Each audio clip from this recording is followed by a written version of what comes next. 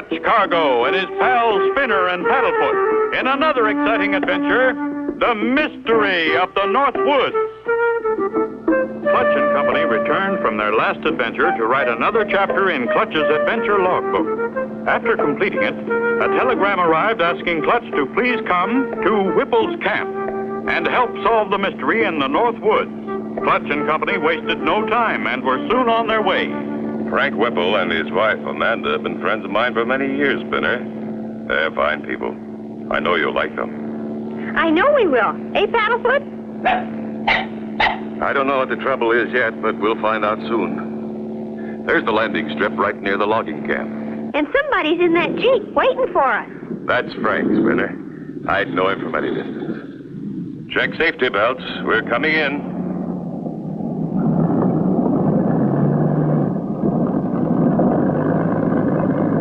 Clutch, boy.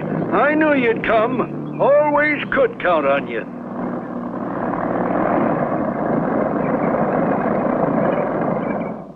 Amanda'll sure be glad to see you. You're her favorite. Come on, get in. Your telegram sounded pretty urgent, Frank. Having trouble? Trouble's a little word, but I got lots of it. Mysterious thieving trouble. Something or somebody's stealing more than half of our lumber before we can even get it to the sawmill. You mean the logs are disappearing right off your log train? Shucks, no, Clutch. That train's so old and so small, she'll only make one trip a day. That's how we get our logs to the sawmill. Float 'em. That river goes through the mountain in an underground tunnel, then flows right past the mill. That's about 10 miles farther on. Anybody else cutting timber near here? Feller named Axel Handel was, but he cut his timber all down a while back. I hear he's still around. That's a new one. Timber rustlers. You mean like cattle rustlers? Same thing, Spinner. Only they're rustling logs. How long has this been going on, Frank? We first noticed it about a month ago. Since then, we've lost about 150 logs a day. You can't make money like that. Right. I pay my men to cut them down and get them in the river, then they disappear.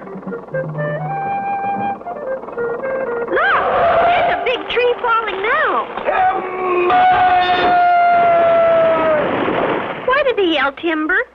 The law of the woods, Spinner. That's the way one woodsman warns another woodsman that a tree's falling. Gives everybody time to get out of the way. Do they always do that? Always, Spinner. That's the law of the woods. We're here. There's Amanda now. Land sakes, Clutch. Didn't think we'd ever see you again. My, I'm glad you could come. And this must be Spinner you wrote about. What a nice young man. And your nice dog, Paddlefoot. Land of Goshen, you must be hungry. Come on in. Thanks, Amanda, but we've eaten. I'd like to look around a bit. Why not take the train? She's got up steam. There she is, Clutch. All yours to run. May I ride in the engine cab with you, Clutch? Sure thing, Spinner. Board! As I remember, there's a high train bridge we cross. Yep, here it is. As the little train starts across the bridge, Clutch and Company blown to bits. Be sure to tune in for the next exciting episode with Clutch Cargo.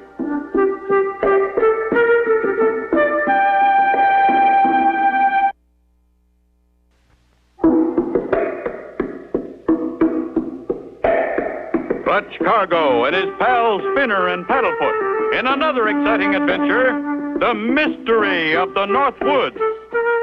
You remember last time, Clutch and Company flew to the North Woods to Amanda and Frank Whipple's logging camp. They had just started out on Whipple's train to have a look around when... Dynamite, Spinner. Someone dynamited the trestle. Hold that brake tight, Spinner. Don't let her back up. I've got to pry that last car loose. I'll take this bar and disconnect it. Hold tight. We're holding as tight as we can, Clutch. If I can undo that coupling. It's giving way. There. You did it, Clutch! Hooray! We did it, Spinner. You, Paddlefoot, and I. Now, let me ease the throttle forward. Do you think somebody did that on purpose? I'm sure of it. I could smell the dynamite powder. Somebody besides Frank and Amanda knows we're here. And why? Going to have to be careful from now on.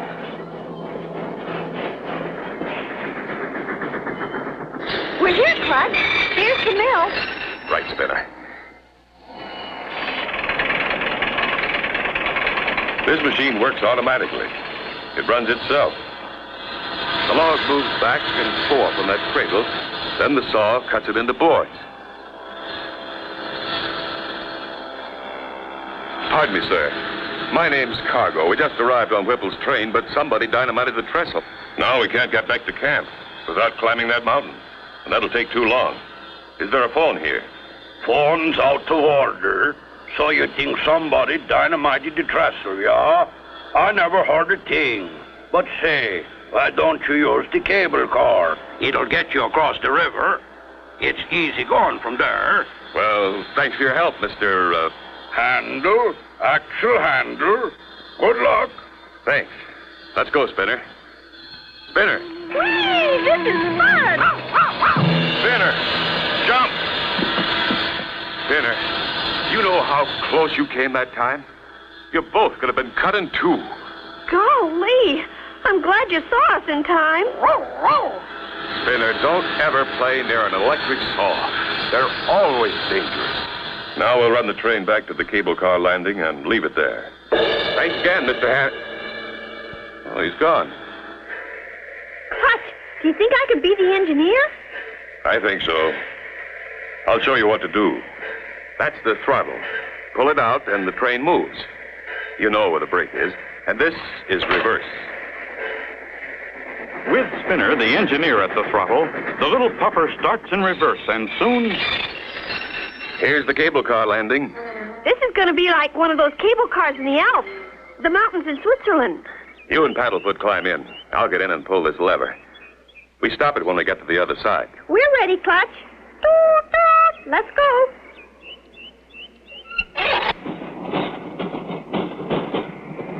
Golly, it looks awful far down there. It is, Spinner. That water's running fast. What the... The car stopped. Look, Clutch, that man, he stopped it. And he's cutting the cable.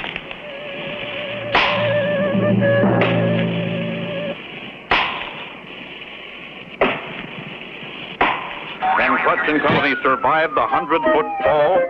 Be sure to tune in for the next exciting episode with Clutch Cargo.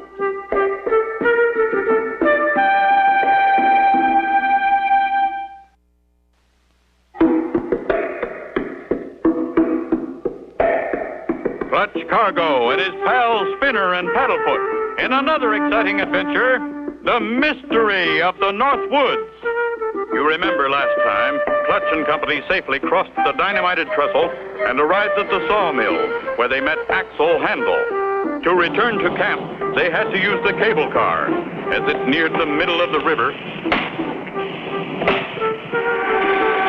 Hold on to the sides.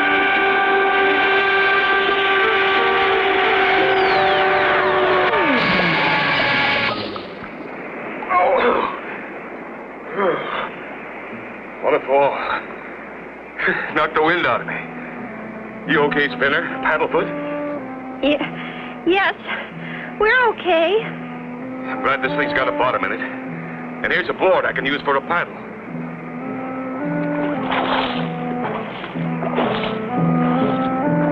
There's Mrs. Whipple. She's going to throw us that rope. Good shot, Amanda. Now, can you pull us in?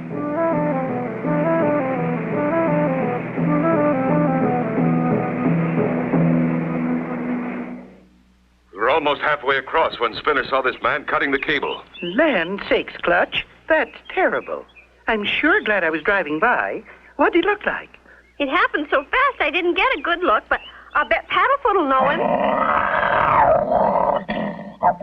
Dorothy, that's an awful experience. Let's get home. I'd rather you'd take us to the plane, Amanda. I think we better look around from the air. Just as you like, Clutch. Hop in. When we heard that explosion, Frank just knew something had happened to the trestle. We were worried about you and Spinner. It wouldn't surprise me if the same person who dynamited the trestle also cut the cable.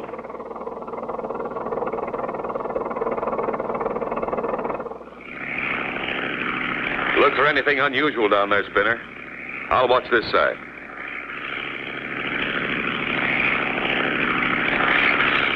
Clutch and Company cover every foot of the wooded area, looking for any clue as to the whereabouts of the missing logs.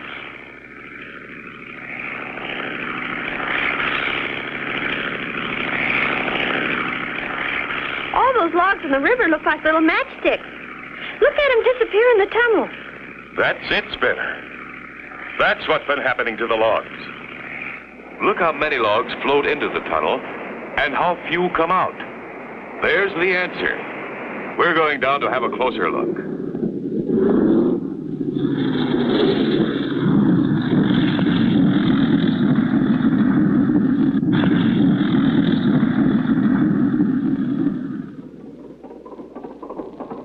I taxied the plane closer to the camp so we won't have so far to walk. A little walk will feel good, Clutch. Come on, Paddlefoot. Now that we know where the logs are disappearing, we've got to find out how. And the only way I can figure it, I've got to go through that tunnel. But how? Maybe we could go through in a canoe or a rowboat. No, Spinner. Water's too fast, and those logs are so big they'd crush our boat.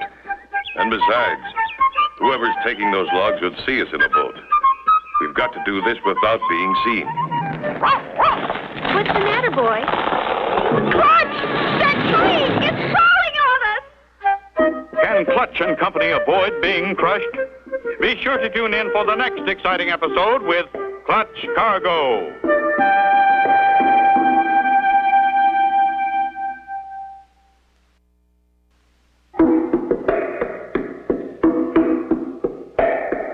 Clutch Cargo and his pals Spinner and Paddlefoot in another exciting adventure, The Mystery of the North Woods. You remember last time, Clutch and Company, while searching from the air, discovered that Whipple's logs were disappearing inside the river tunnel. Clutch wanted a closer look as they walked from the plane back to camp. Spinner! Paddlefoot, did it hit you? No. We were more scared than anything. The tree was bare right here. That tree was aimed at us on purpose, Spinner. Someone knew we'd be along this path coming from the plane. How do you know, Clutch? The law of the woods, Spinner, remember? Whoever cuts a tree always yells timber. I didn't hear anyone yell. Paddlefoot warned us. Wow, wow. And just in time. Anyway, we're safe. And this fallen tree gives me an idea. You mean for going through the tunnel? What's this about the tunnel? That's where your logs are going. That's what I told you, Clutch. God ding it, that's the way we get 'em to the mill. Frank, you don't understand. Your logs are going into the tunnel, but they're not all coming out. That's right, Mr. Whipple. We saw them from the air. That's why I want to go through it. But you can't, Clutch. Nobody's ever been in there. Somebody has, and I'm going to find out who. Those logs aren't disappearing by themselves. How are you going to do it? That river's mighty dangerous. We'll hollow out a log and ride in it, then float through the tunnel. Real Indian style? Oh, boy. You don't have to hollow out a log. Now, if you got your mind made up, there's one on the riverbank all fixed. Some of my men were going to make a boat. Good. That'll save time. Sure wish I could go with you, but you'll have to lay flat and it won't hold 2 men. I'll have to take Spinner and Paddlefoot. Someone has to watch one side while I watch the other. There she is, Clutch. You just about have room. Frank, tell your men to chop an X on both ends of your logs. We'll need it for proof. Like a brand, huh? I'll do it right now. And Spinner, you'll help me make a cover for our log boat out of tree bark. Clutch and Company work fast, and the log cover is finished. Everything's ready, Clutch. Logs are all marked. Good. Let's roll her into the water. Now, I'll pull the cover down. Good luck, boys. The cover is put in place, and slowly the log boat with Clutch and Company inside, starts its journey. Be ready to take some bumps, Spinner. We're almost surrounded by other logs. Time passes slowly for Clutch and Company, but finally they enter the tunnel. It's pretty light in here, Clutch. No wonder. Lanterns on the walls. And look. Up goes the log boat and rolls on the truck. So this is how they've been stealing Frank's logs. The driver starts the motor and away goes the truck. Ooh, what a ride. Wonder where we're going. I don't know, but I wish we were there.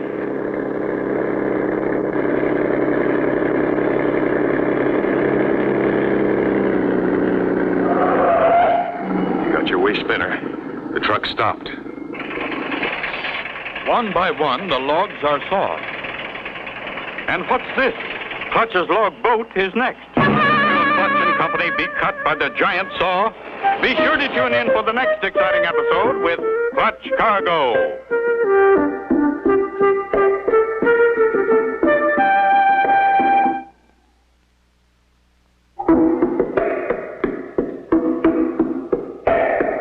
Clutch Cargo and his pals Spinner and Paddlefoot in another exciting adventure, The Mystery of the North Woods. You remember last time, Clutch and Company used an old hollow log for a boat and began floating downstream amongst the other logs, right through the tunnel. Their boat was pulled up on a truck and taken to the mill. Spinner, we're on the sawmill cradle. The saw is cutting into our boat. Come on, Spinner, jump out. So there you are, Clutch Cargo. You found out where Whipple's logs are gone. That's right. Get back, Spinner. You'll never live to tell it. Clutch! Whipple's train pulls up outside, the trestle having been fixed. The villain makes a dash for the log truck, yelling as he leaves. I'll fix you. I'll burn down the whole woods. Are you all right, Clutch boy? Look at him go. Come on, we've got to catch him. He's going to set the whole forest on fire. We'll take the train. Good. Get us into camp, then to the plane. We'll spot that truck easy from the air.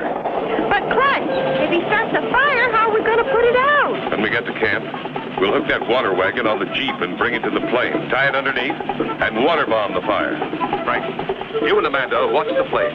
And when you see us circling, come as fast as you can. You'll know we've spotted it. Okay, Clutch, we'll do her. Here we are. Fastest trip this whole train ever made. Clutch and Company with Frank Whipple speed over the rough road and arrive at the airstrip. Clutch quickly attaches the water tank to the underside of the plane. Watch the plane every second, Frank. If we have to water bomb, you'll see the tank fall. Then come a-running. Leave it to us, Clutch. So long and good hunting. Clutch! The treetops! We're overloaded! Made it. We'll stay on this side of the river, Spinner. Axle handle can't get across without the cable car, and that's not running. I'm the bombardier, Clutch. I'm holding the rope. Good boy, Spinner. If we need to, I'll say, bombs away. There's the plane. I'm watching, Frank. For several minutes, Clutch flies the plane along the river. Nothing yet, Spinner. How about you? See anything? Not yet. Axle Handle is at this moment trying to start a fire. And look, he's done it. Uh-oh. Look there to your right. Smoke. It sure is, Clutch. And it's not from a chimney. I can even see his jacket. He's circling around just ahead there. Keep going, Frank.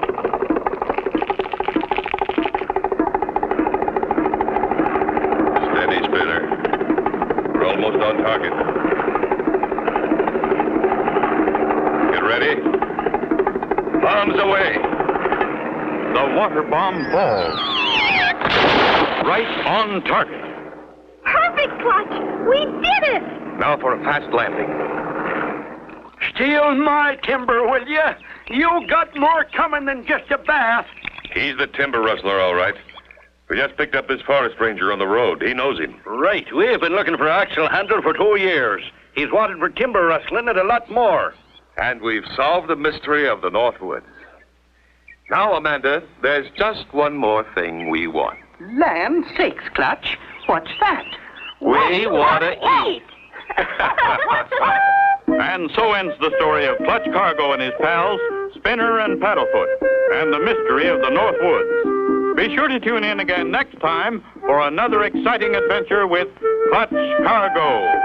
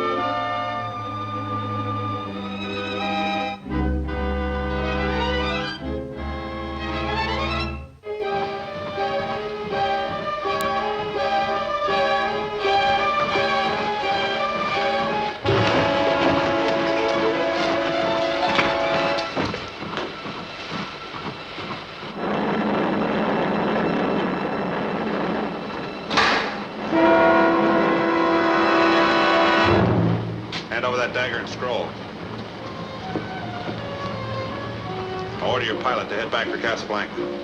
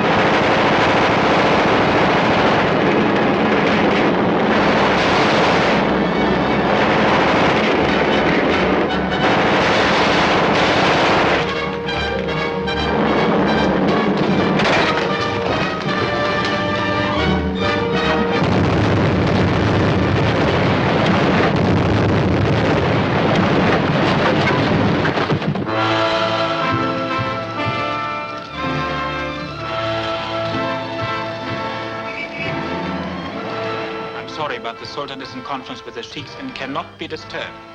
I think you'll see me if you tell him that I've recovered the dagger and the fraudulent German scroll. I will inform His Highness.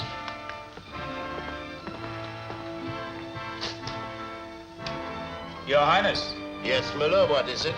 Rex Bennett is here. He has recovered the dagger and scroll.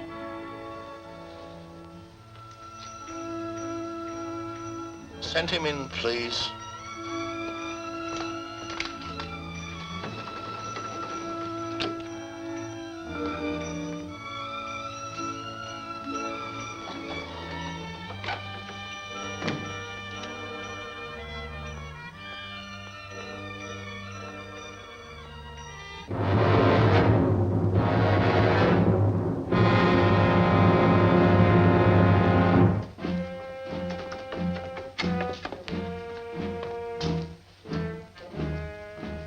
Tune in the conference room.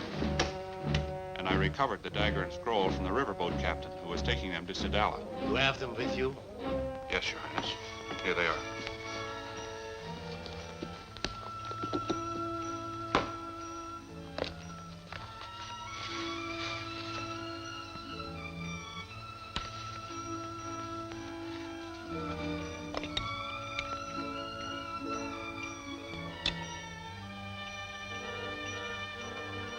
The dagger is genuine. There can be no question of it. Did you read the scroll? Yes, the import of the message is that the Muslim tribes should follow the sign of the swastika. Can you tell if the document is authentic? How could it be? If it were genuine, it would be in the tomb, and not on its way to the tomb from Berlin. It's just a clumsy German attempt to embroider us in the wall. It must be humiliating to know that you will someday be hung for treachery which failed. At least you will never live to hang me.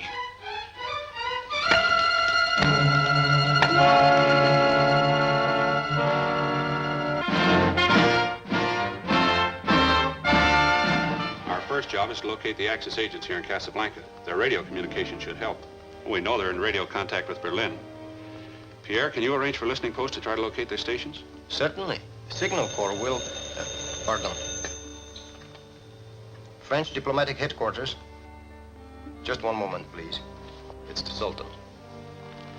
Rex Bennett speaking, Your Highness. I have decided to ask you to investigate an attempt which was made on my life yesterday. I'll be glad to. Where did it happen? About 5 miles out on the coast road. Several shots were fired at me from an abandoned fisherman's shack. I'll investigate immediately. Certainly, sir. Somebody shot at the Sultan yesterday when he was passing his shack on the coast road. I'm going out there to look the place over. You go ahead with the radio arrangements? Right away.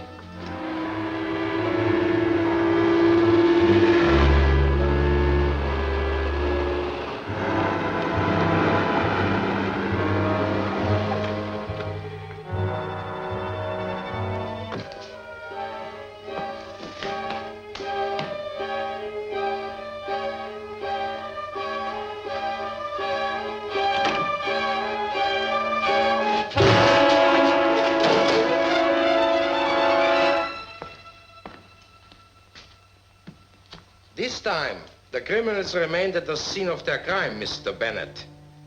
We guessed you might be asked to investigate this place. We are the underground headquarters of the United Nations in Berlin. I suppose you'll let me go if I tell you. No?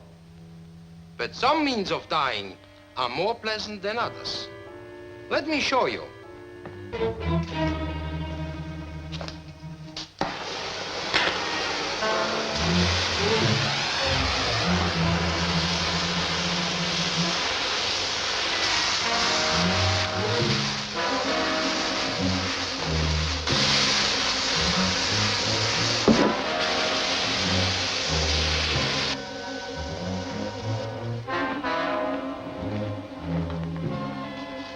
That might have been your arm, Mr. Bennett. Under the circumstances, I'd be foolish not to talk.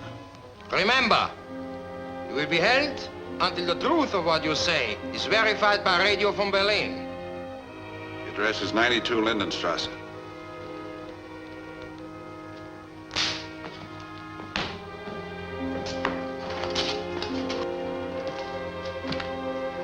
Get a rope. Come out from under there.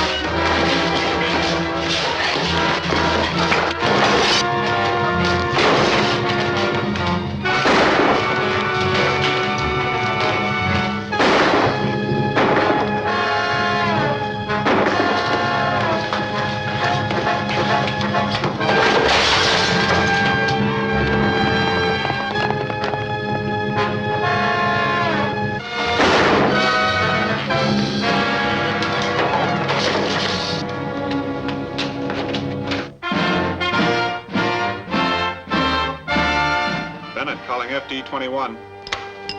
Pierre talking. Go ahead, Rex.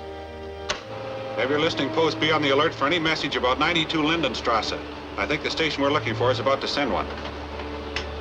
92 Lindenstrasse. Right. I'm coming back to your office. Be there in half an hour.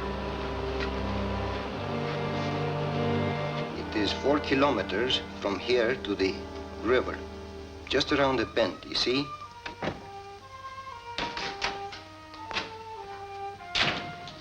We caught the message about 92 Lindenstrasse. Did you locate the station? Yes, it's just about here. That's Caliph Canyon. Let's go.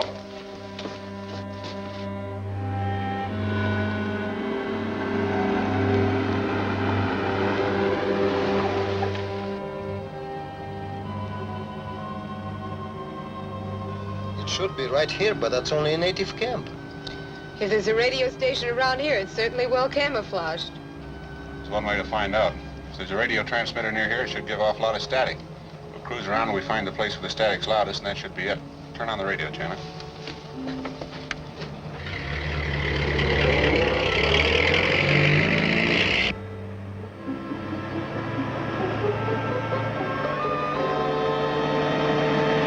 The static's getting louder. Yes, we must be getting close. Better look over that tent.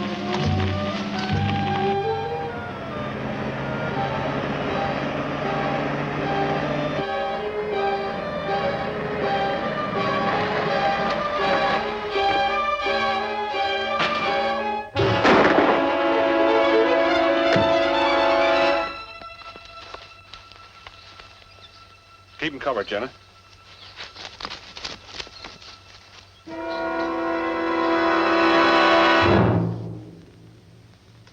Here it comes. Berlin calling. Investigation of 92 Lindenstrasse shows that your information was false. Das ist alles. Shut off the generator. Yes, sir.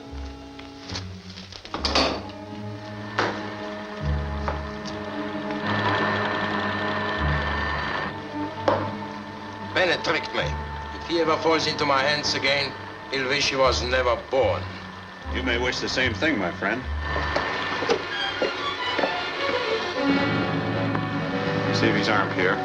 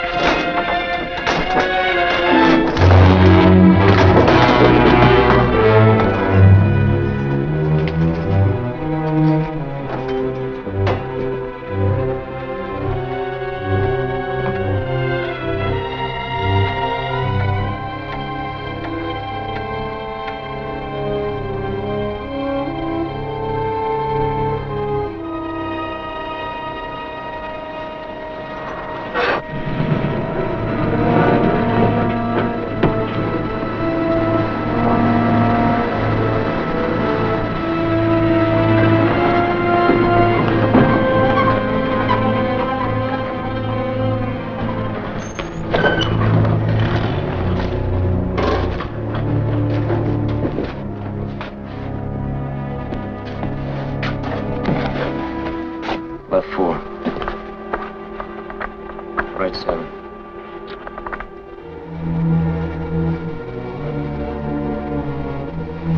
We'll turn left.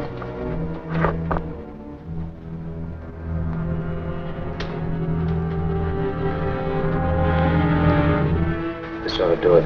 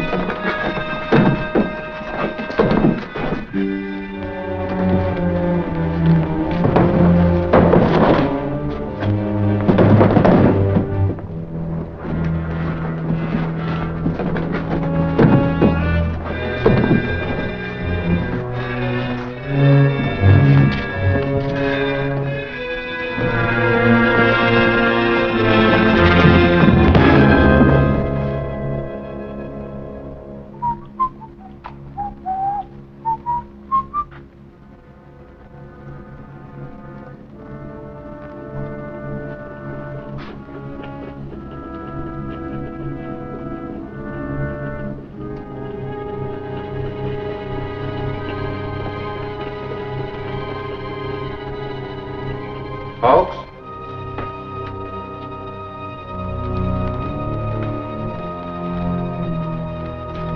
Folks!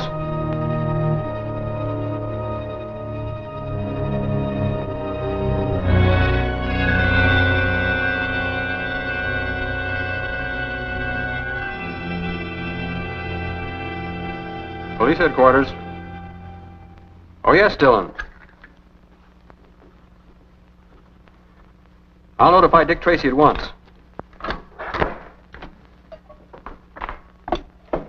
Calling car 15. Calling car 15.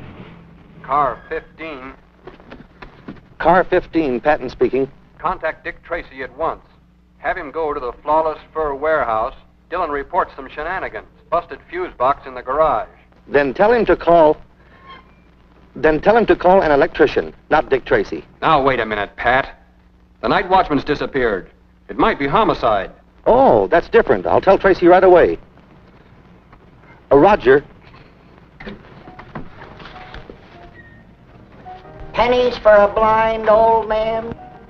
Pennies for a blind old man. Hello, Sightless. Hi, Patton. Is it a nice night? Lovely night, lovely night. Thank you very much.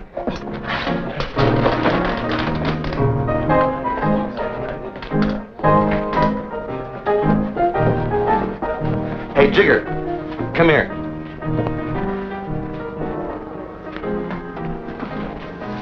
Well, what's on your mind, Copper? Where's Tracy? In the back room, snooping around. Say, why don't you bloodhounds hold your convention someplace else? We like the atmosphere around here. It's so wholesome. Looking for me, Pat? Yeah, we have to make a call. Oh. Did you find out what you're looking for, Tracy? No. And see that I don't. I understand Hatchet Harry's been hanging around here. Why, that's a big mistake. Say, you know I run a respectable joint. Do I? Come on, Pat. Come back again, Mr. Tracy. Bring the folks.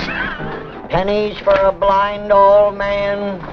Sightless, I want you to do me a favor. What is it, Mr. Tracy? I want to know what's going on in Jigger's back room. Mr. Tracy, you know I can't see a thing. Now, keep your eyes open, will you? $5. He put that coffee on while I was in here. 10 minutes later, when I came back, the coffee was boiling over, the lights were out, and there was no hawks. Did this watchman ever leave the job before? No, I'm sure of that, because he was a most reliable man. That's why I'm afraid something happened to him. What did you do after you called headquarters? I called Mr. Humphreys. He's the owner of the place here, because all the doors were unlocked. Did you take a look around inside? No, I thought we'd best wait till Mr. Humphreys came. Let's see what happened to the lights.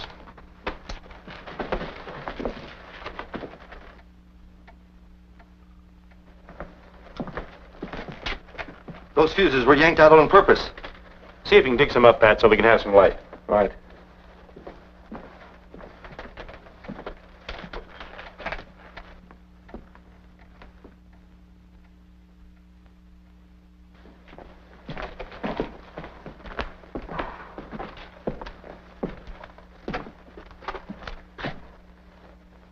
Who's that? It's the police, Mr. Humphreys. Well, you gave me a scare. I guess everything's all right. There's a fortune in furs in that vault tonight. This is Detective Tracy from headquarters. You better take a look inside, Mr. Humphreys. I'd rather wait to open the vault. You see, when Officer Dillon phoned me, I reported his call to my insurance company, and their representatives are going to meet me here. We're here, Humphreys. This is Mr. Tracy of police headquarters. How are you? I'm Peter Premium, Vice President of the Honesty Insurance Company. This is Mr. Cudd, my investigator. He's not just from headquarters. That's Dick Tracy, homicide. That's right. Say, Dick, I think I'll go out to the car and see if I can get a radio pickup on that night watchman. Okay, Pat. May I have the combination now, Mr. Humphreys? Certainly.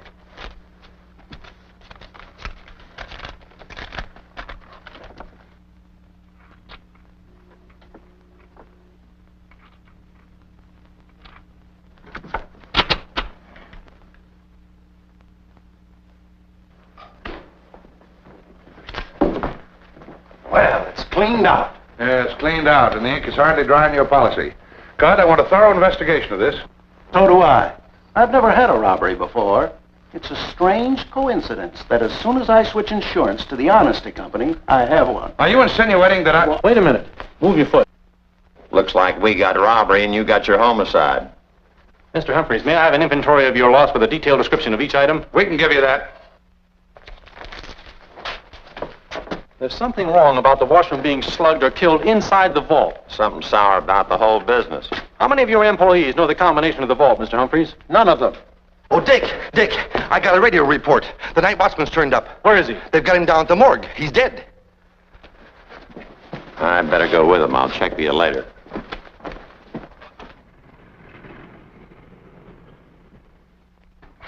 The medical examiner told us not to move him until you got here, Mr. Tracy. I see. Is that him, Cudd? Yeah, that's the night watchman, all right. Where was the body found? On Macy near Grand, apparently thrown out of a car. Did that kill him? I know he was dead when he was tossed out. He was killed by a vicious blow that split his skull. As you can see, it's pretty ugly. Looks like he'd been hacked with a cleaver. I don't think so.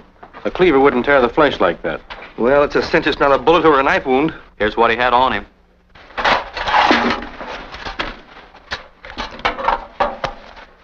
Hasn't been fired. Well, poor fellow never had a chance to use it. Well, there's not much here. Hey, there's writing on it. What? Well, it isn't very clear. What do you make of it? Offhand, Greek. I'd say it looks like Like what, Pat? like scribbling. We'll take a closer look at this in the laboratory. Thank you very much, Bill. When I photographed this, I darkened all the letters so it would be reproduced more easily. Now we take the first word. First letter is D, second letter is an A, and the last letter is definitely Y. Now in between it could be an N, well, it could be anything. Does Danny mean anything to you? Not yet. D-A-I. Could be an S-Y. Could be Daisy. Now let's take a look at the next word. T-H-R-U. Through. The next one is easy. It's got to be of. And the last one definitely is T-H-E-N, or that could be an M, them. It can't be through of them. It must be three of them. Hawks must have been trying to tell us that three men did the job. Now, if we'd only figure out this first word. D-A-I-S-Y. Daisies. 3 of them. 3 daisies. Now we're getting into poetry. This last scribbling looks like a license plate number. 6, 7... No, that could be a T, you see? 6T, N2, something, something. Whenever there's a T in a license plate number, A truck. You're right, Pat. Then maybe he meant there were 3 daisies on a truck. No, he would have written 3 daisies.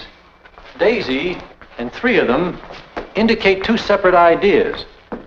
I think Daisy was the name on the truck. Then there were 3 guys driving it. Yes, I think that's it. Now, let me have that, will you? Well, certainly. Thank you very much, Collins. Johnson, put this on the air right away. Get it out to all cars. Yes, Mr. Tracy. Calling all cars. Calling all cars. Be on the lookout for a truck marked Daisy, driven by 3 men. License plate number 6TN2 blank blank. Wanted for robbery and murder.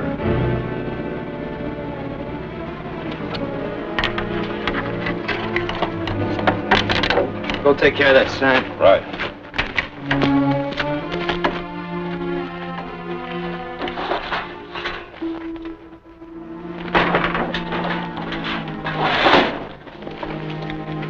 That ought to do it. Still better be waiting for us, too. Cats again. Don't bring another but cats. Come on.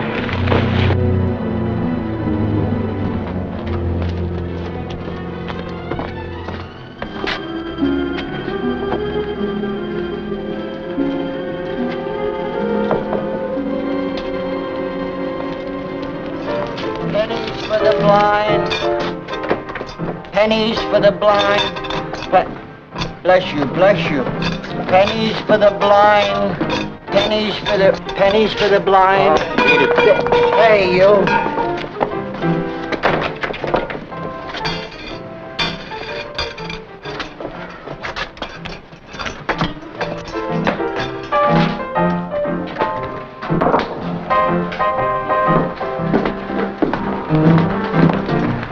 Look, Cyphers, how many times do I have to tell you beggars aren't permitted in here? How many times do I gotta tell you I ain't no beggar? I'm a merchant. Well, what are you doing in here, merchant? I'm looking for 2 customers of mine. Well, can you show them to me?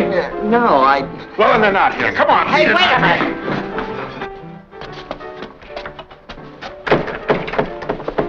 That's a funny one.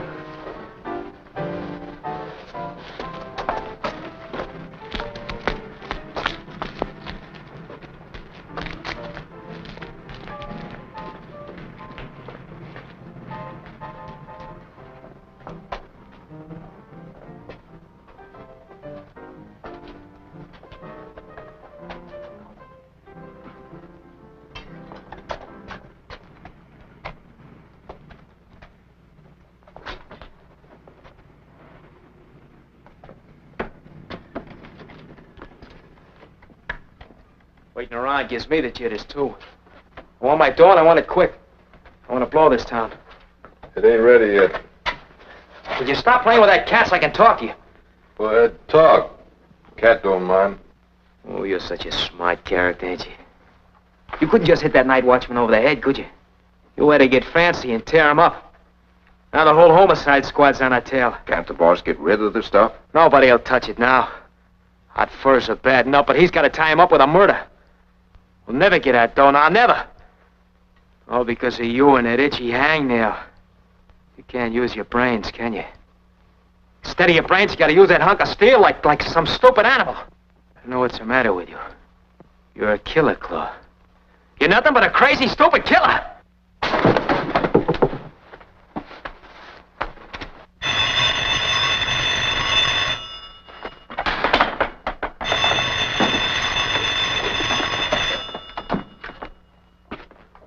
Yeah. Oh, sure, boss. Yeah. Yeah, I'll be there. The boss have good news? Found somebody who's interested. Wants to see the furs tonight. There, you see, Sam? We're going to get our dough after all. When are you going? That'll be at the end of Hemp Street in an hour.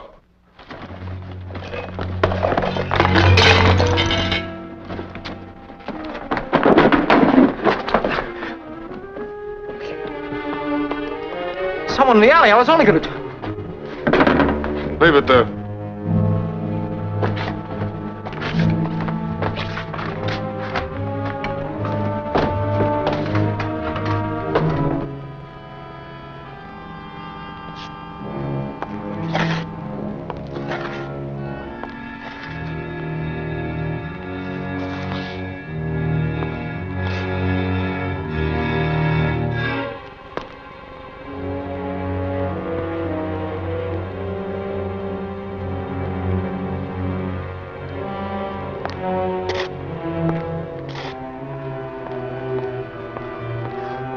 Hemp Street.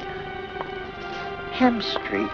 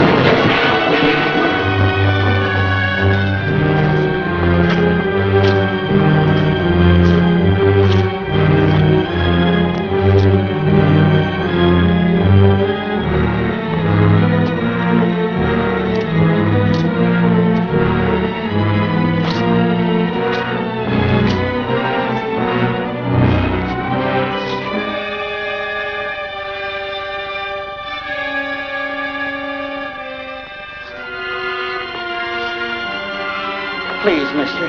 Please. I didn't do nothing. Please, mister.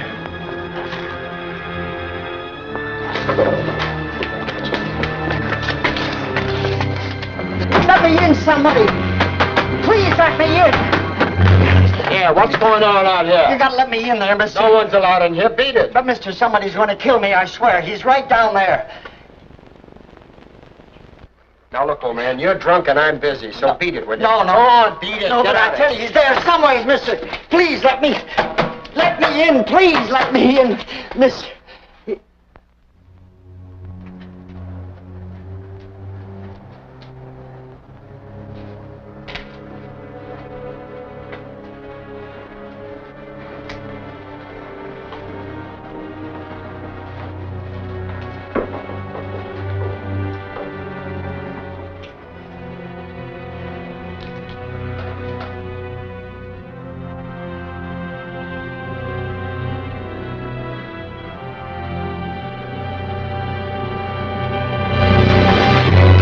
You still hanging around? I was just going, mister. I'm gonna stay right here till you do. Oh, that'll be fine. Thanks, mister. Thanks.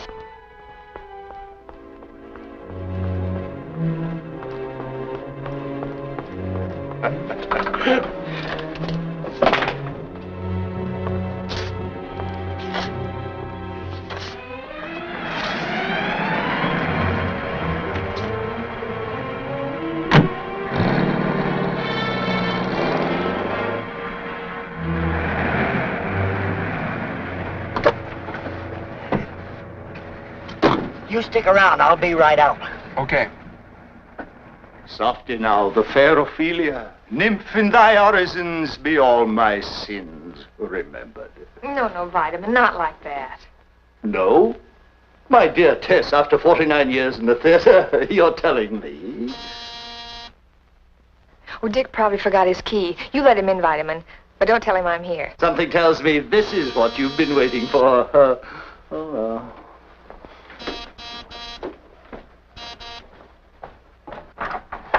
I'm sorry. Oh, ye gods, what have we here? Where's Mr. Tracy? Mr. Tracy buys his fresh fruit from a dependable dealer. Thank you. But I've got to see him. It's important.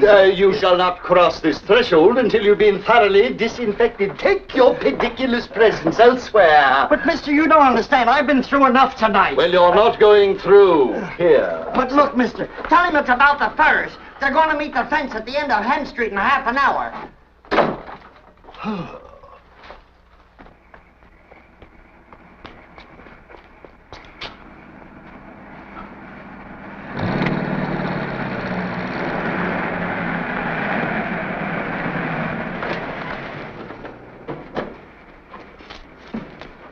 I wonder what that cab was doing here. Must have brought Tess. She said she'd be over tonight. But, Vitamin, he might have been important. What importance could Dick Tracy possibly attach to an impecunious peddler? Oh, Dick at last. Hello, Pat. Hello. Sorry to be late, Des. How long have you been here? 3 acts of Hamlet, going on 4. Greetings from the melancholy Dane. Just in time for my soliloquy. Before you go into that, Vitamin, who was in that cab that just left here? Oh, merely a person of no consequence. Vitamin said he was a peddler. Yes, a peddler with a most grandiloquent name. Visionary, I believe he called himself. Visionary? Could it have been Sightless? Did Sightless stop by here? Stop by. He practically stormed the gates like a Trojan army of 12. But I held the fortress, didn't I, Tess? Look, Vitamin, Sightless is no ordinary peddler. That is your opinion. What did he say? Why, I made a point of forgetting it immediately. Look, Vitamin, Sightless wouldn't have come here if it hadn't been important. What did he say? Well, in a quaint language all his own, I believe he mentioned something about something was going to happen at the end of some street in some half an hour. Oh, that's great. What was going to happen? I think he said somebody was going to build a fence there. Build a fence? Fence. Maybe it has some connection with the furs. Yes. He said something about furs, too. Vitamin, Sightless said somebody was going to meet a fence, didn't he? I suppose that makes sense. It certainly does. Now, look, try to remember. At the end of what street did he say? Let me think. Let me meditate. Methinks he said it was at the end of Flax Street? There's no such street. Well, something like flax. Rope, flannel, crepe de chine. That's gabardine. Rope. Flax. Could it have been Hemp Street? Hemp Street, that's more like it. Hemp, flax, a rope by any other name would smell. Vitamin C, the test gets home all right, will you? Enchanted. I'll see you later. Come on, Pat.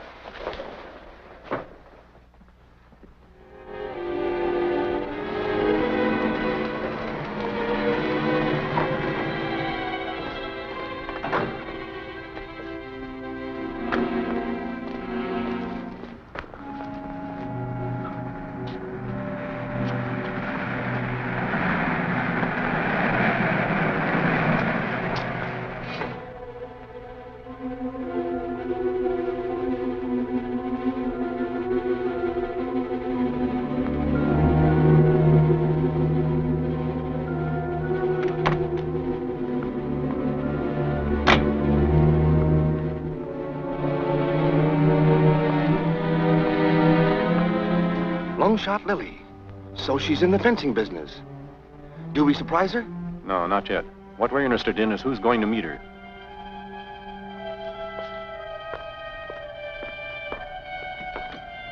Hey, she's not going to wait.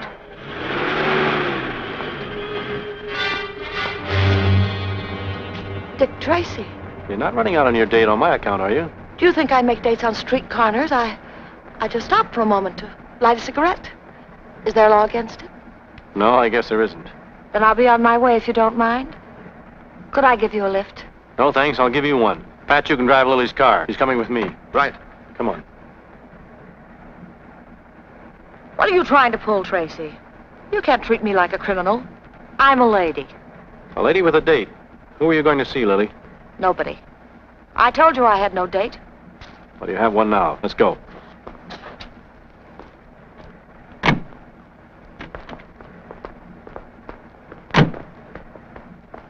What were you doing on Hemp Street? I told you. I was on my way home. I stopped for a few minutes to have a cigarette. I never could do two things at the same time. Then why were you so startled when you saw me? Force of habit, I guess. Every time I see a cop, I want to get out of his way. Look, Lily, you and I both know what you were doing there. What's wrong with parking on Hemp Street? Ordinarily nothing. The two people were to meet there tonight about a little matter of hot furs. Somebody was going to buy them from somebody who had them to sell. I'm not interested in furs. I've got all I need. And anyway, what would I buy them with, that $60 you've got in your hand?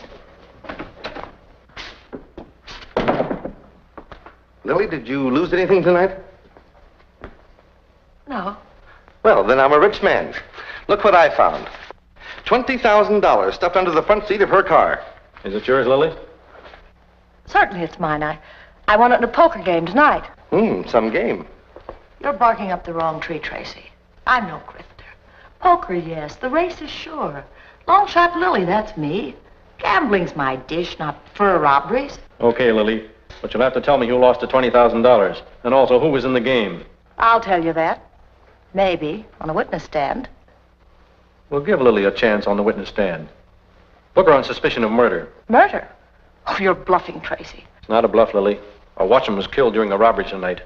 You can't pin a murder rap on me. Then start talking. All right. I'll tell you what happened. Some guy called me tonight and asked me if I'd be interested in some hot furs, dirt cheap. I said yes. He said he'd call me back later, so I waited. And you called him back? You don't catch me on that one, Tracy. I don't know the guy, so I don't have his number. He called me back. He said to show up at Hemp Street with the dough. Somebody'd meet me there. Somebody did meet me there, all right. The rest is history. Who was it called you, Lily? He didn't take the trouble to introduce himself. Who was it? I swear, Tracy, I don't... Look, Lily, you're in enough trouble without shielding a murderer. Who was it? Got to believe me, Tracy. You've got to. The guy was an absolute stranger. I don't know how he happened to call me, but he did.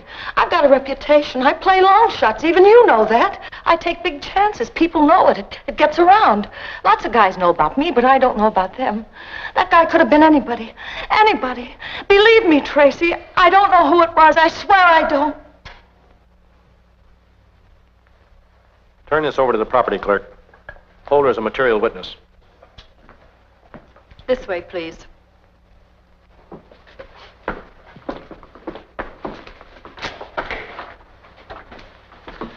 You know something, Dick? I don't think she's lying. Maybe not. I'll have Sightless take a look at her. Anyway, we'll have to find out from him who was in that back room.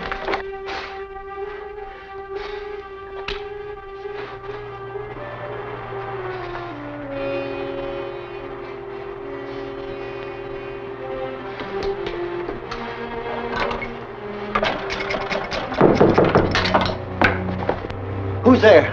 Dick Tracy wants to see you at headquarters. Okay. Just a minute.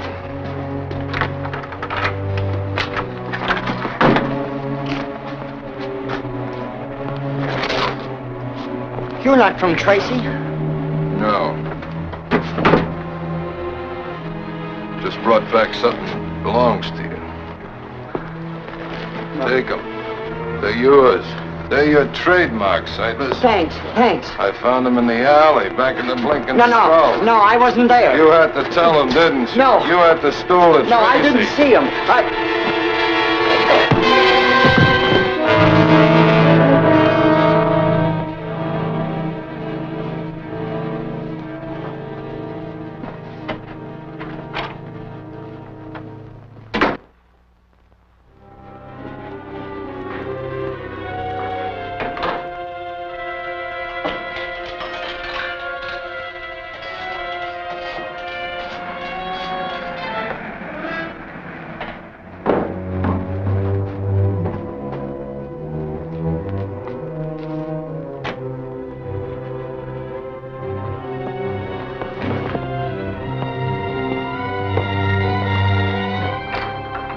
First door beyond the stairs.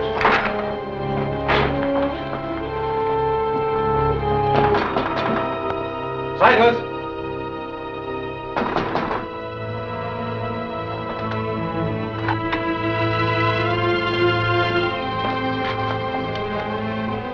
He's gone, poor guy, just like Hawks. I didn't see anyone come out as we drove up. Then there's a chance we've got him trapped in the building. I'll call headquarters and have the block surrounded.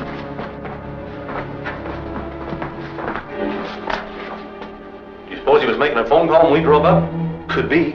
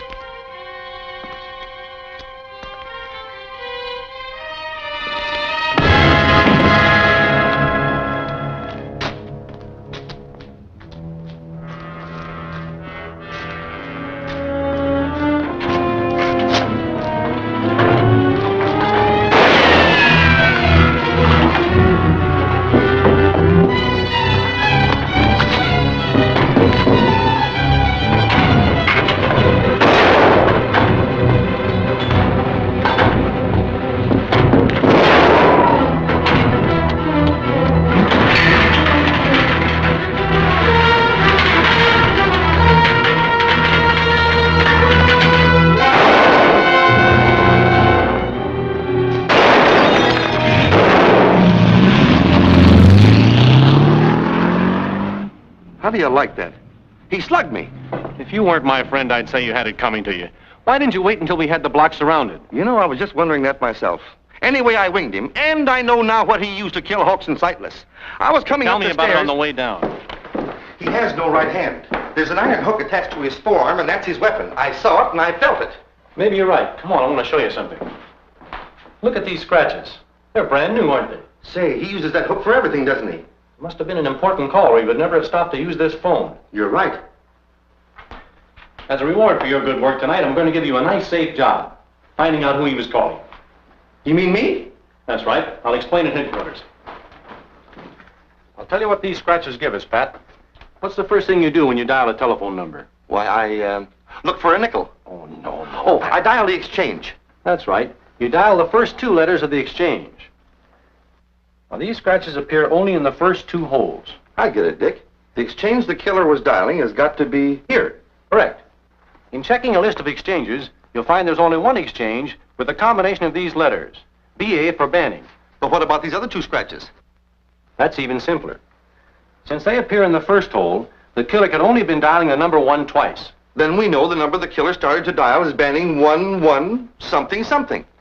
Now all we have to do is find the complete number, and we'll know who the killer was trying to call. But there's lots of telephone numbers that start that way. I know.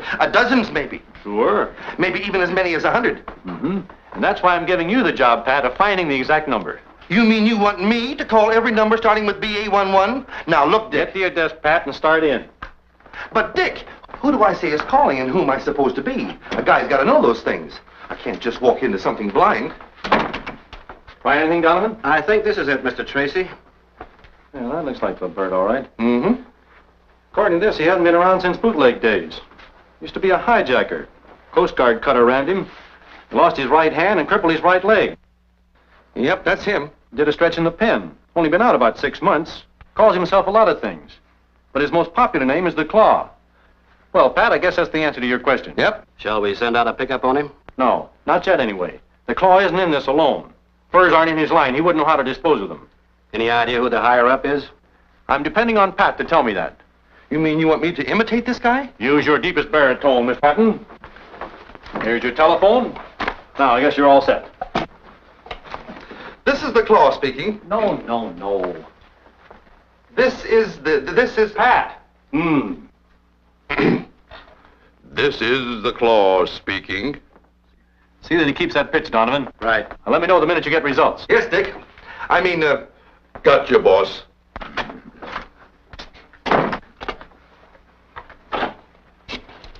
Hello. Tess. Dick, Vitamin's grieving dreadfully. I feel that you ought to speak to him. What's the matter with him? Well, his conscience. The news about Sightless came over the radio, and, well, dear, I told him that we all felt bad about it, but take a look for yourself.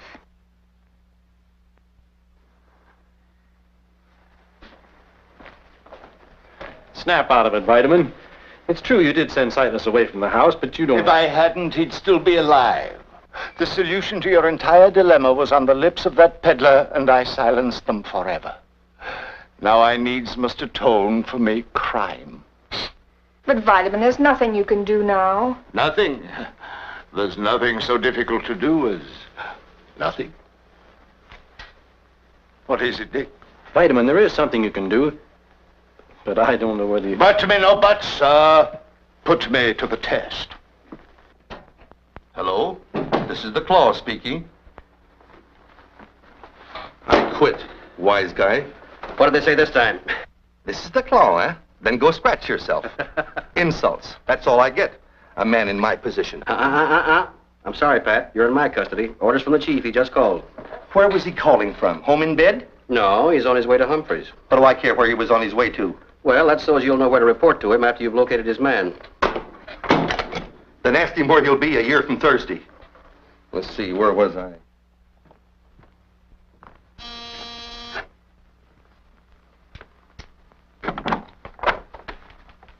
Oh, Tracy. Good evening, Mr. Humphreys. I hope it's not too late for a call. Certainly not. Come in. Thank you. Sit down, Mr. Tracy. I suppose if you had any good news, I wouldn't have to ask you. That's right. I had hoped to recover your furs tonight, but something went wrong. You mean they're still in the city? I'm sure of it. And we hope to get them back for you shortly. Please don't take offense at this, Tracy, but tell me frankly. Did Premium ask you to come over here and tell me that? No, why should he? Well, tonight the period of grace for the insurance company expires. And they have to produce either the furs or the money. You think they'll stall on their settlement? It was just an idea. What I really wanted to ask you was, how long has it been since the combination was changed on your vault? The insurance company insisted on it being changed when they wrote the policy. Who actually made the change? I don't know. Cud brought a serviceman over with him. Well, thank you very much, Mr. Humphreys. Yes, sir. I hope to have some news for you soon. Okay. And the same to you, with many unhappy returns. Dick just called again. He seems disappointed with you. I'm not too happy about him either. Hello? Hello, this is the Claw speaking. It's about time you called. Hey! He knows me. What number did you call? I don't know. I'll have it traced. Keep talking. What do I say? What do I talk about? Furs, women, anything. Furs, women, anything. Yeah, I'm still on the line, boss. Well, you see, I couldn't, boss. I ran into a little trouble. Donovan! He hung up. What number did you dial? I don't know. Well, think. I can't think. You can't think. No. Fine.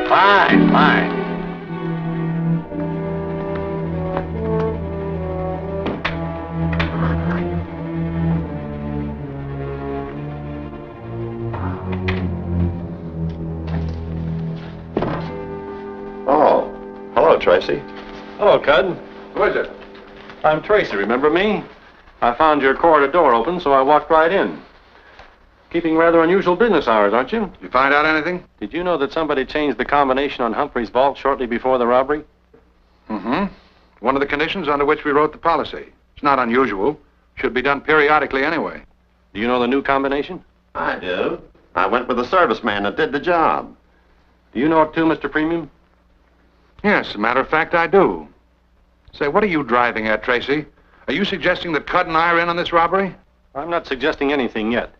But somebody provided the thieves with the combination on that vault.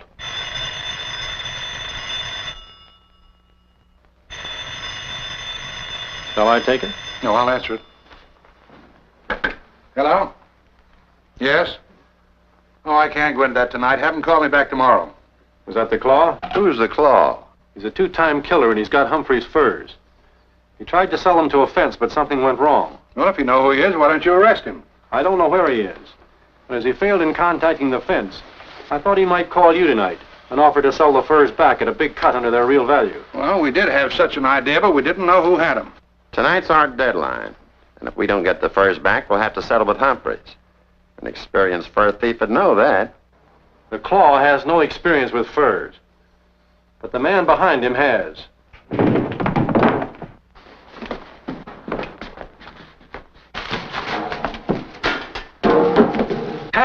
Pat, what in the world happened to you? I've got it, Dick, I've got it. You've got what? The man higher up, Banning 1126. Well, who is it? Humphreys. Well, how do you like that? The guy figures to collect $100,000 on his policy and still have his furs. Are you sure of this, Tracy? I'm sure, and I've got a crooked finger to prove it. It adds up, Cud. Humphreys is counting on you buying back the furs tonight. Sure. He gets his furs back in the morning, plus his cut of the dough we pay to get him back. Then, Tracy, why don't you do something? Why don't you lock him up? Now, let me get my hands on him. By locking him up now, you risk losing your furs. And we might never catch the killer. But Humphreys can tell us where the furs are hidden. Don't you think he'll deny his connection with the crime? That means a trial. Giving the killer more time than ever to skip town with the furs. That sounds reasonable. Well, then what do we do? You and I are going to stick right here. I'm more certain than ever now that the killer will give you a call tonight. You and Pat pay Humphreys a friendly little call. Right. I think I'm going to enjoy this. You know, Tracy, I got to admit it. I'm kind of glad you dropped in here tonight.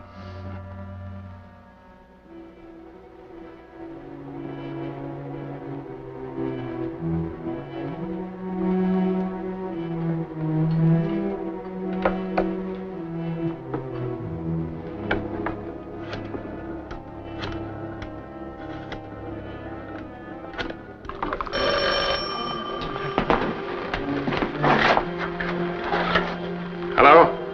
Is, he back there? I'll see.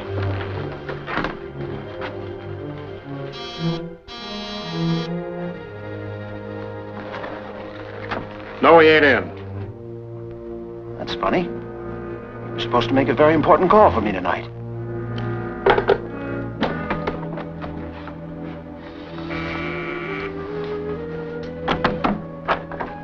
Why, Cud, I didn't expect to see you here tonight. Any news about the furs? Plenty. Oh, Humphreys. One of the first rules of our company is to always keep our clients covered. I don't know what you mean. Step inside. Just a minute now.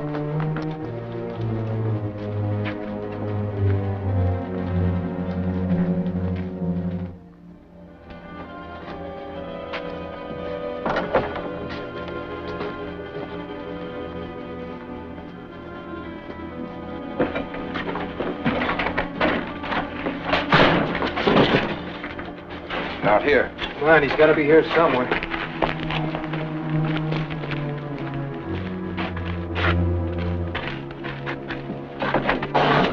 Hey, he's here. He's drunk.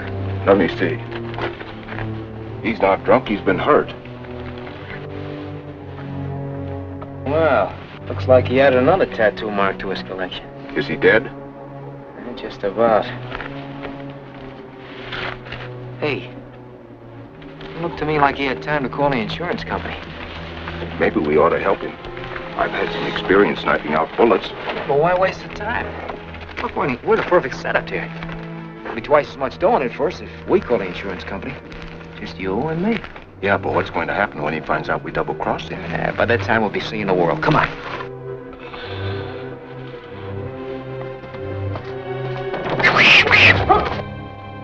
That guy and his cats will...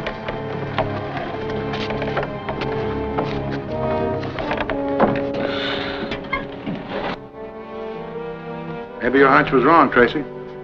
There could have been a slip-up somewhere.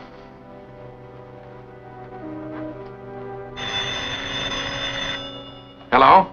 Is this the Honesty Insurance Company? Yes? Now, who am I speaking to? Peter Premium. Who's this? Never mind who this is. Look, how'd you like to get them Humphrey first back tonight, huh? All right, listen carefully. $50,000 back in the blanket skull in half an hour. Come by yourself. $50,000. Back of the blinking skull. And I'm warning you, no cops. I understand. No cops. What do you know about that? Back of the blinking skull. Are you going, Tracy? Alone? You heard what the man said. No cops. Good luck. Buy a pencil from a poor blind man. Buy a pencil from a poor blind man. Buy a pencil from... Prithee, a random shekel for a myopic mendicant. Peasant. Ye gods, 'tis now the very witching time of night, but not a suspicious character in sight. Methinks I have failed Dick Tracy. Hey, Sam, What's right? look. What? Sightless. What's the matter with you? You believe in ghosts? Come on. Yeah, but... I said come on. Hey. Buy a pencil from a poor blind man.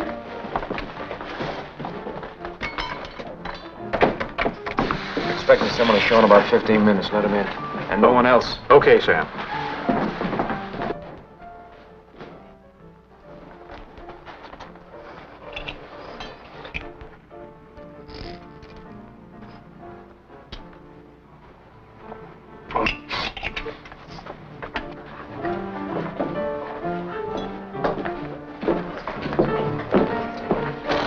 With my most profound apologies. On your way, brother. We got to draw the line somewhere. There's no moochers. That epithet is applicable only to him who is afflicted with impecuniosity. Come again? Come again. I haven't left. There, keeper of the hooch. Okay, name it. Fetch me something savory and salubrious, concocted perhaps from citrus grown in the gardens of Granada, chilled by the snows of San Marita, served in a chalice by Cellini. Sorry, Bob, we ain't got any. In language comporting with your intelligence, lemonade. Lemonade? Dear me, doesn't anyone understand English anymore?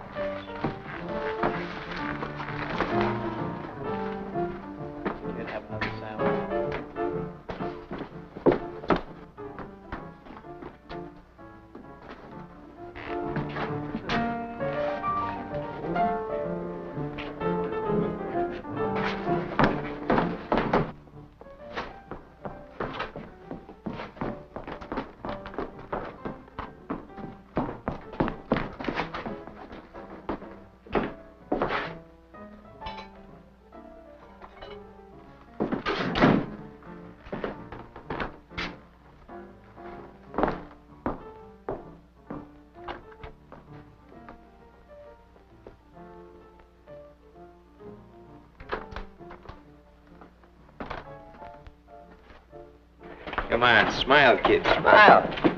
Another few minutes, you and me is gonna be 50 grand richer.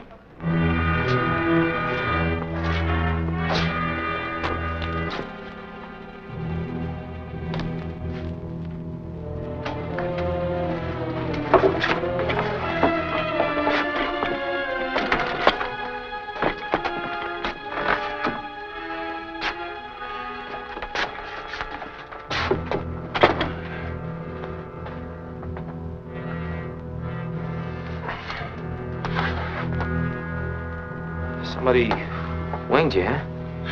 Just a scratch.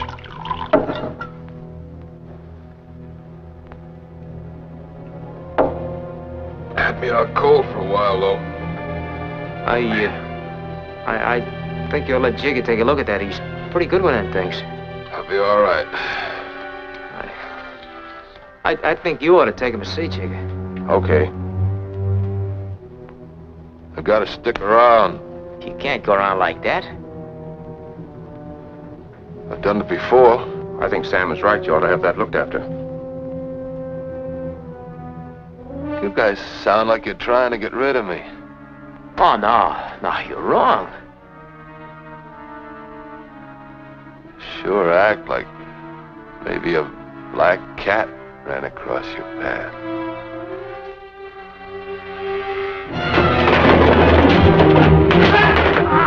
You were wrong about me, Sam. I can't live. Screw, I had nothing to do with it. You were right. I had nothing to do.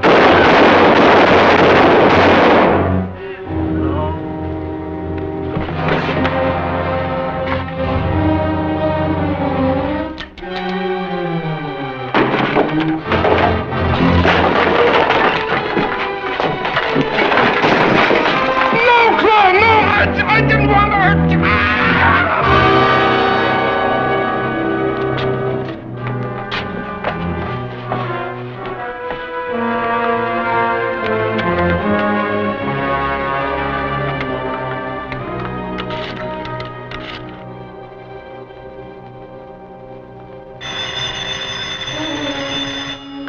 No tricks.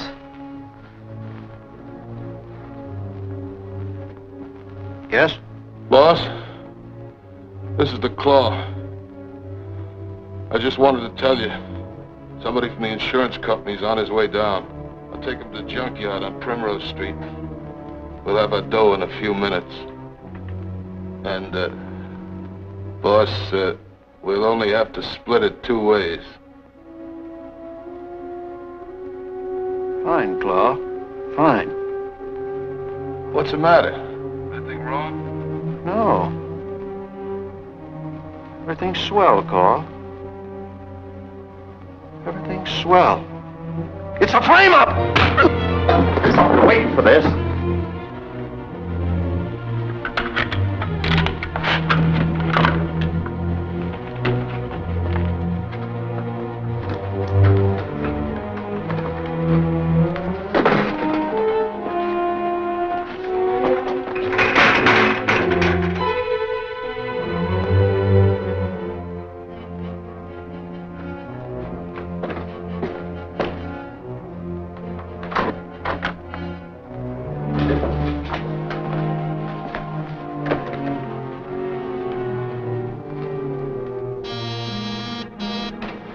Okay, Jigger, you lead the way. Lead the way where?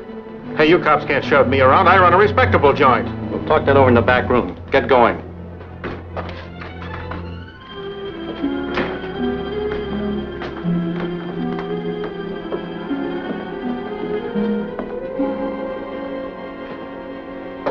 Let me out of here!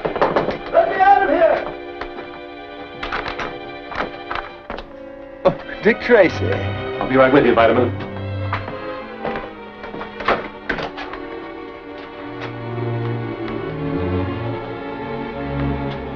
Okay, Jigger, where'd he go? I don't know, Tracy. I know. I heard everything. The furs are in the junkyard on Not Black Street. No, on Primrose Street. Vitamin, I'll make you police commissioner for this. Call headquarters and have them send a squad car. Aye, sir. Hey, these pipes are hot, Tracy. You better get used to the heat, Jigger.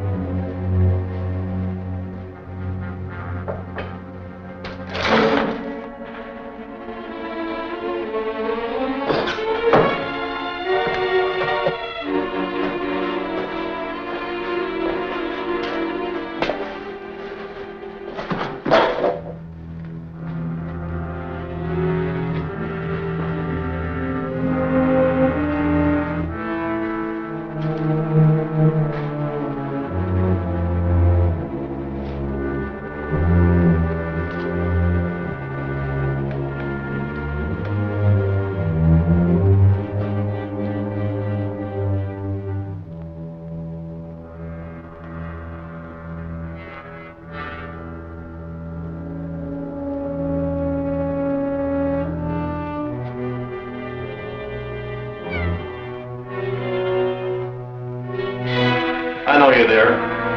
Come out.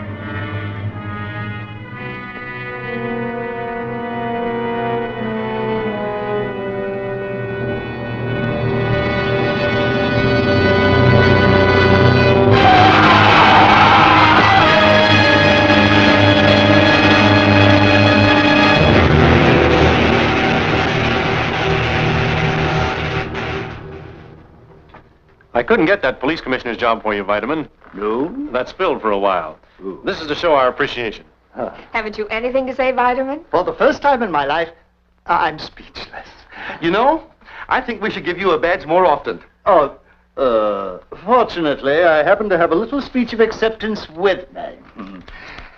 My dear friends, cannons to right of them. Vitamin, I have a table reserved for us at a nearby restaurant. Suppose you save that speech until then. Oh, Dick, how nice dancing. Well, why not? Tracy, I'm glad you're still here. I just got a report on Hatchet Harry. What about him? One of our men spotted him in the freight yards. Sorry, Tess. Come on, Pat.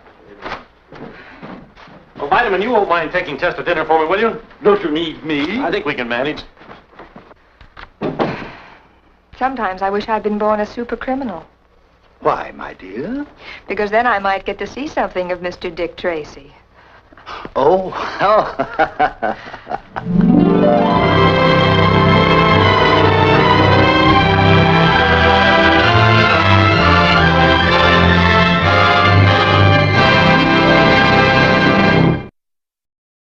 Intermission time. Time for that stretch you've been wanting. And best of all, time to take your pick from that scrumptious array of tasty treats waiting for you at the snack bar, where the popcorn's poppin', the cold drinks are sparkling, the hot dogs are sling, the coffee is steaming, and a luscious treasure of confectionery delights with ice cream and candy and so much more to tempt any taste is waiting for you now at the snack bar. You'll be notified in plenty of time when the next show is about to begin.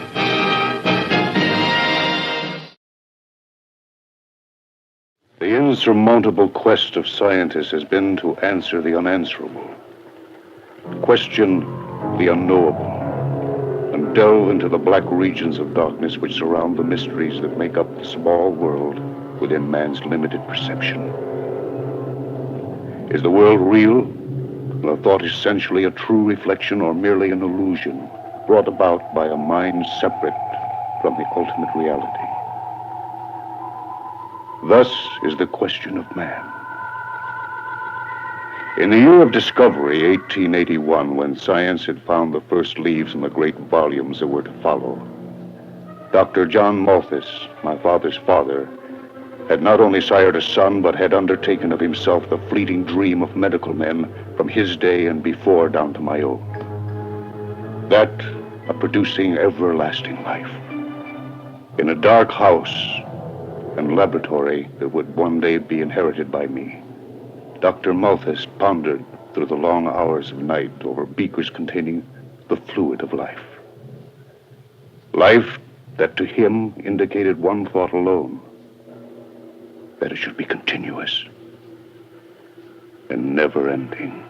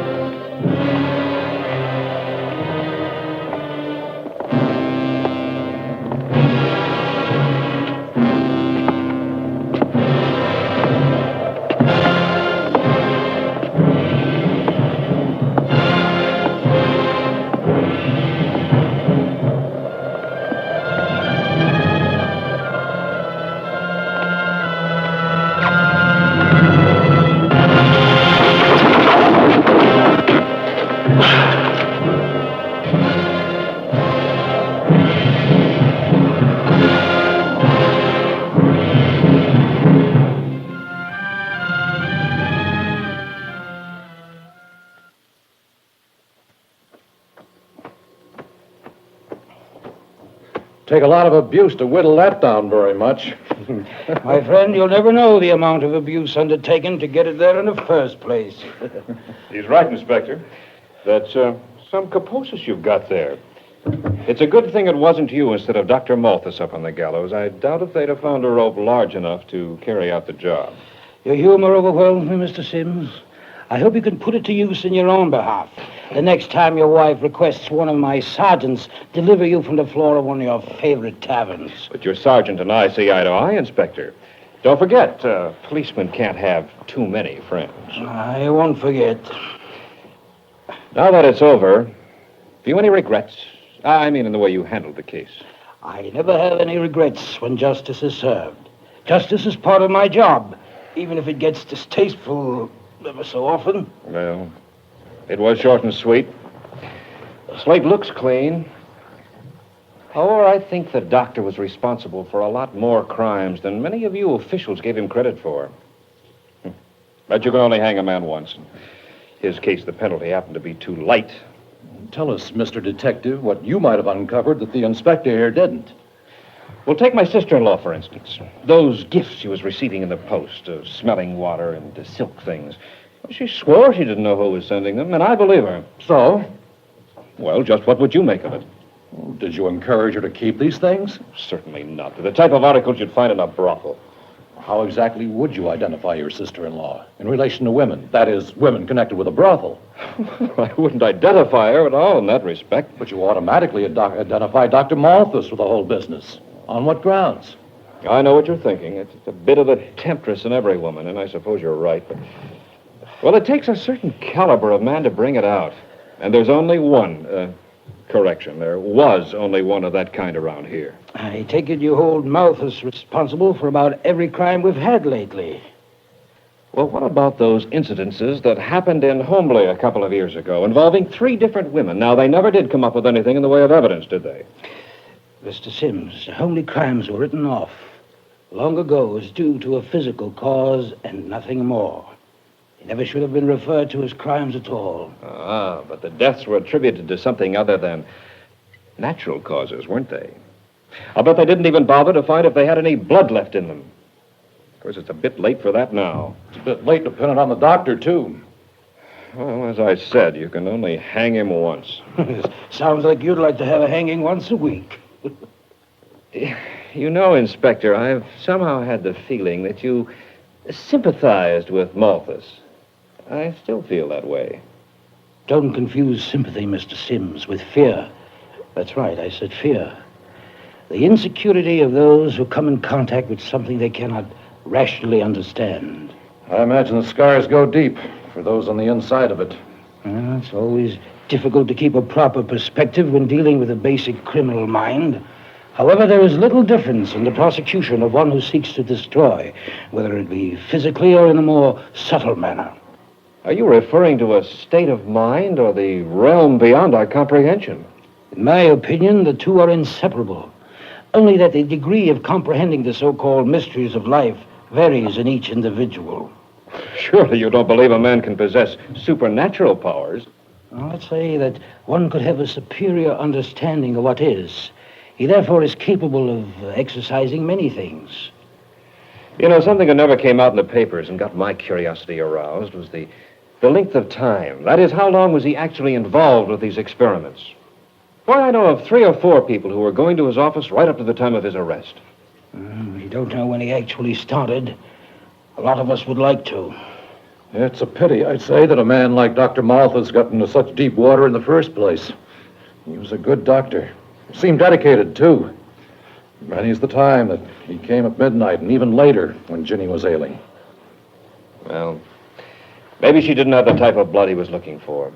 Well, all the same, he's going to be difficult to replace, even though he did go balmy.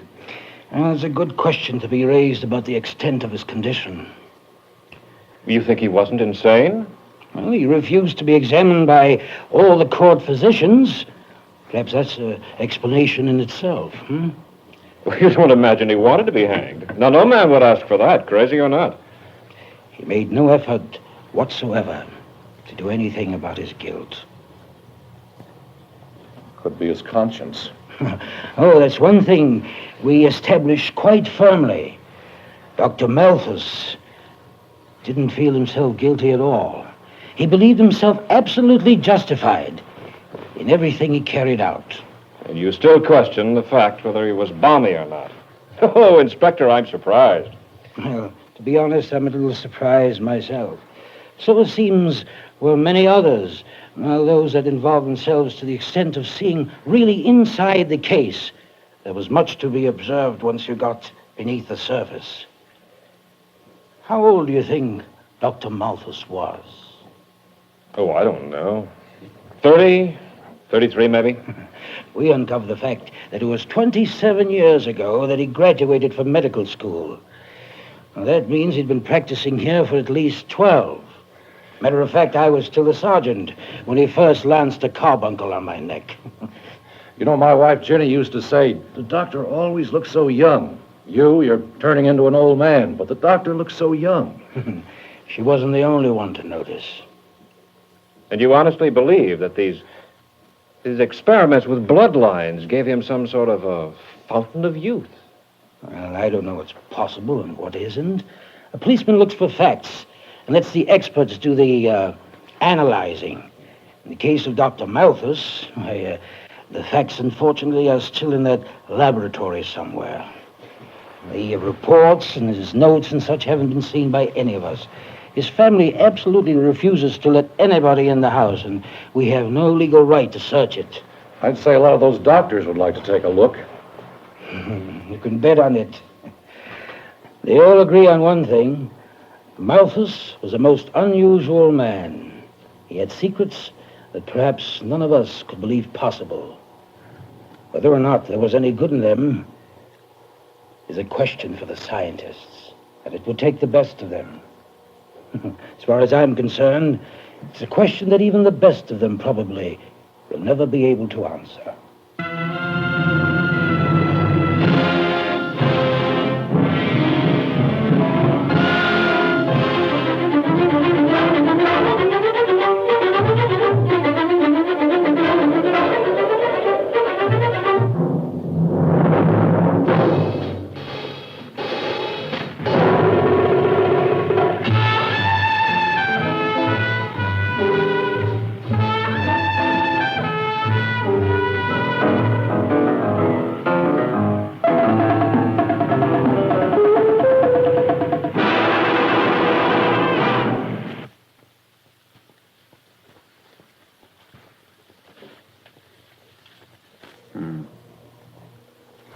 Thank you.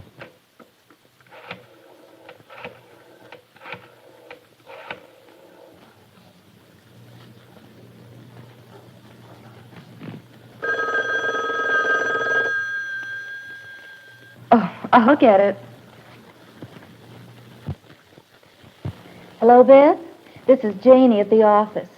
Doctor's been completely tied up with appointments since morning, and it looks like a full house for the rest of the day. He asked me if I'd please call his fiancée for him and explain that due to his heavy schedule, which you'd surely understand, he can't make dinner at your house tonight. Yes, how well I know. But you'd better get used to it if you want to marry a doctor. Actually, the papers just came through on the house he inherited. His aunt's attorney recorded the deed yesterday, and he plans to look over the rooms tonight, right after he makes a house call. Don't ask me. He wants to see it tonight.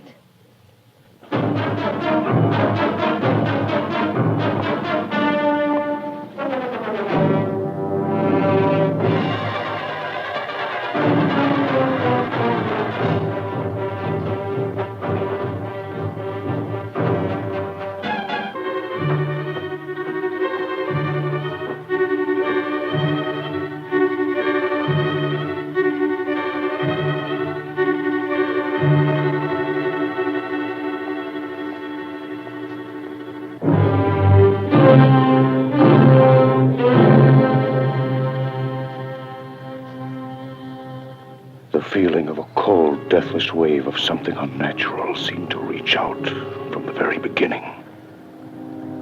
This, the house of Malthus, was his house, and his presence in it was unmistakable.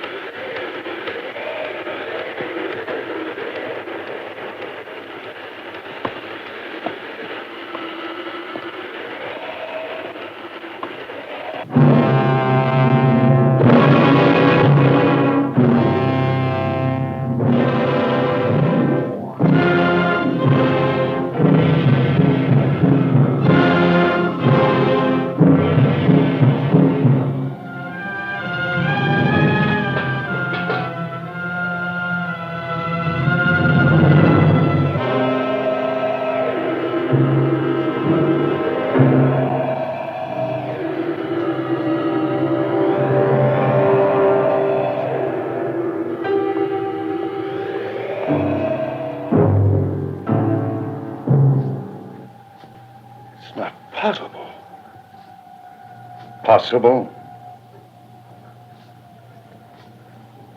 Fool, miser, coward. You haven't the strength to take life. I'll teach you of it. Mine, you see, is immortal.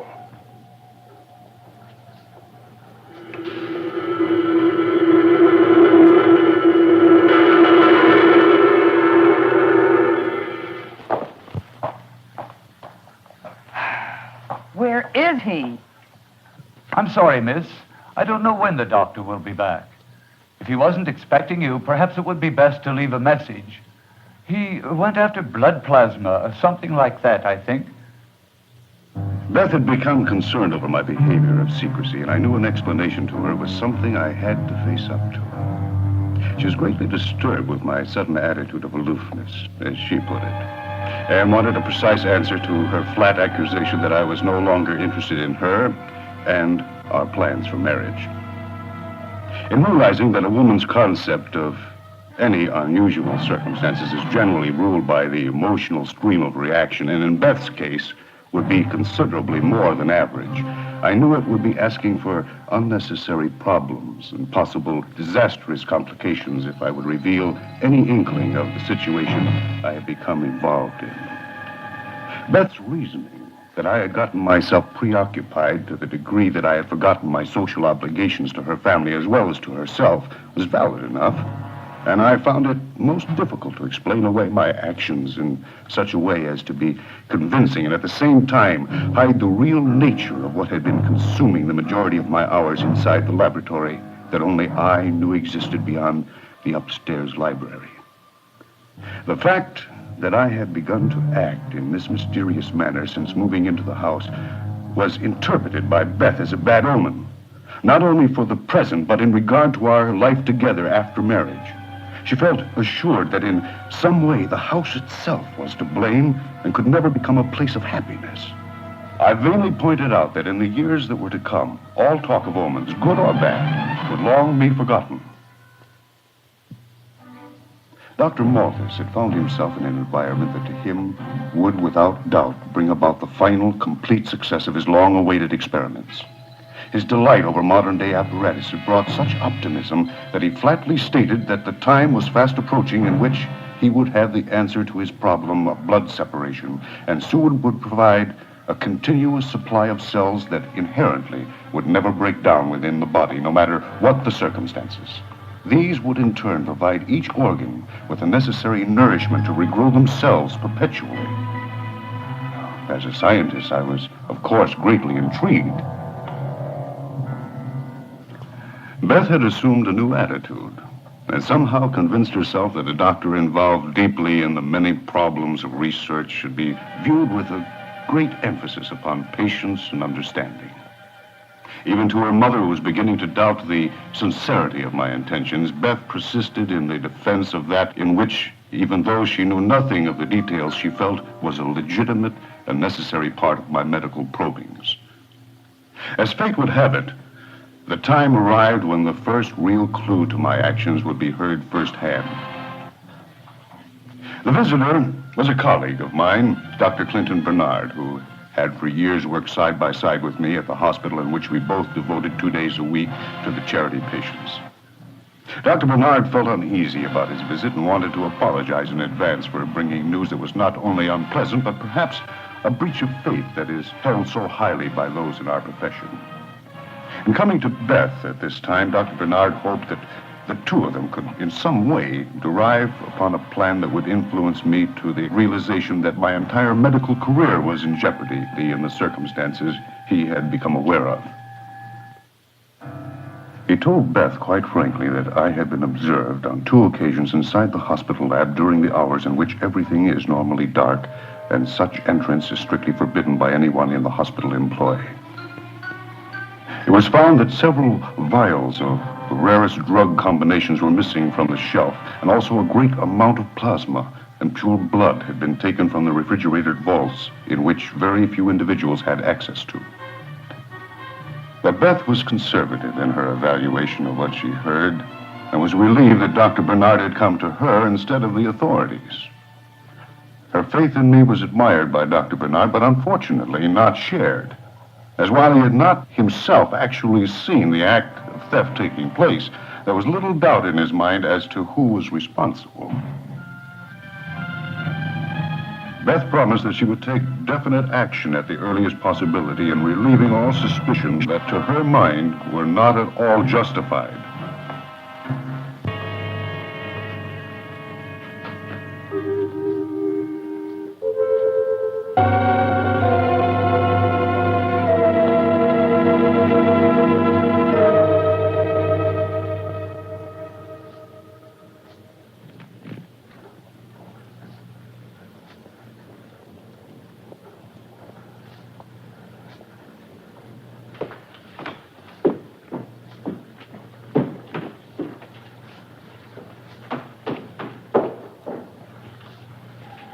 Don't turn on the light.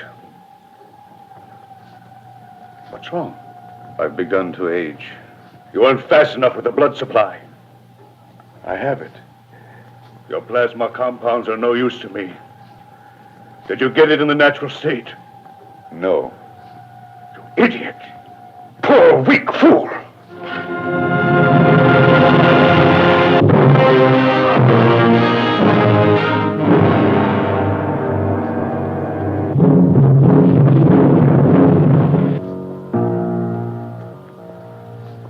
I should let you die.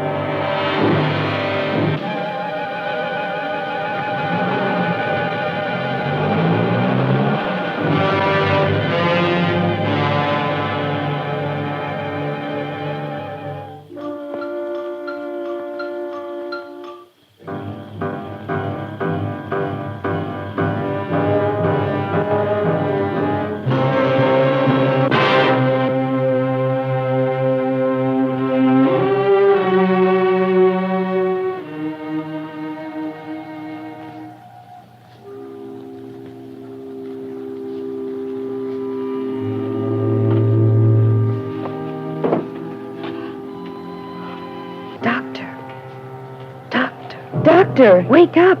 Doctor. Doctor.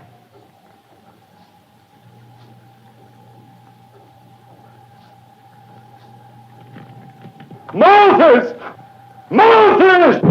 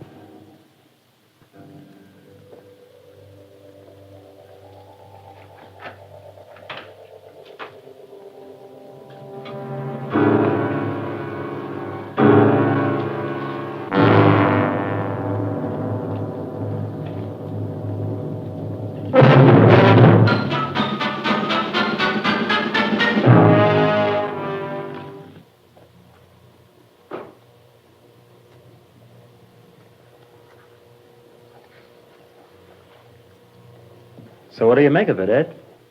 I don't know. Could be a simple case of elopement. Could be those people who reported it to the police overplayed everything. And again, all this hullabaloo in the papers could be legit. But the trouble with the papers, they always play every story to the hilt. Always go the same route. Well, I double-checked every crank call that came in last night, especially those out of the Hancock Park area. Nothing. Did get one, though, that kind of made me sit up and do a double take. Oh? Well, that's the kind of a thing you'd throw me out of the office for. Well, come on, let's hear it. Look, Ed, I don't want to wake your old this early in the morning. Ed, it probably has nothing to do with the disappearance of the Benson girl anyway, even if it did turn out to be more than a crank Sergeant, I've been around this office for a long time. When someone digs into the crank file, I know what to expect. Now, let's hear it. All right. I got a call from a woman. Now, she claimed that she saw some character drag a girl off down the street. The time was exactly right, and it was smack in the center of Hancock Park. And you call this a crank call? Right, because that's not the whole story. Oh? Well, Ed, she claimed the guy didn't look human somehow. She claimed he was some sort of a monster, Ed. A vampire. A vampire. Ed, I told you all right, Sergeant, all right. I asked for it and I got it. Oh, the trouble with this job is you grab at straws and you come up with broken fingernails. So what'd you come up with at the house? Any leads on her parents? A boyfriend, maybe? We located the employer through a paycheck. I sent Richards over there to check on some of the girls who might have worked with her. Lieutenant Jameson. Yeah, Richards. Uh-huh. Right. Okay, I got it. Yeah, you stay with it. Right. So? Well, there was no particular boyfriend, so that rules out the elopement angle.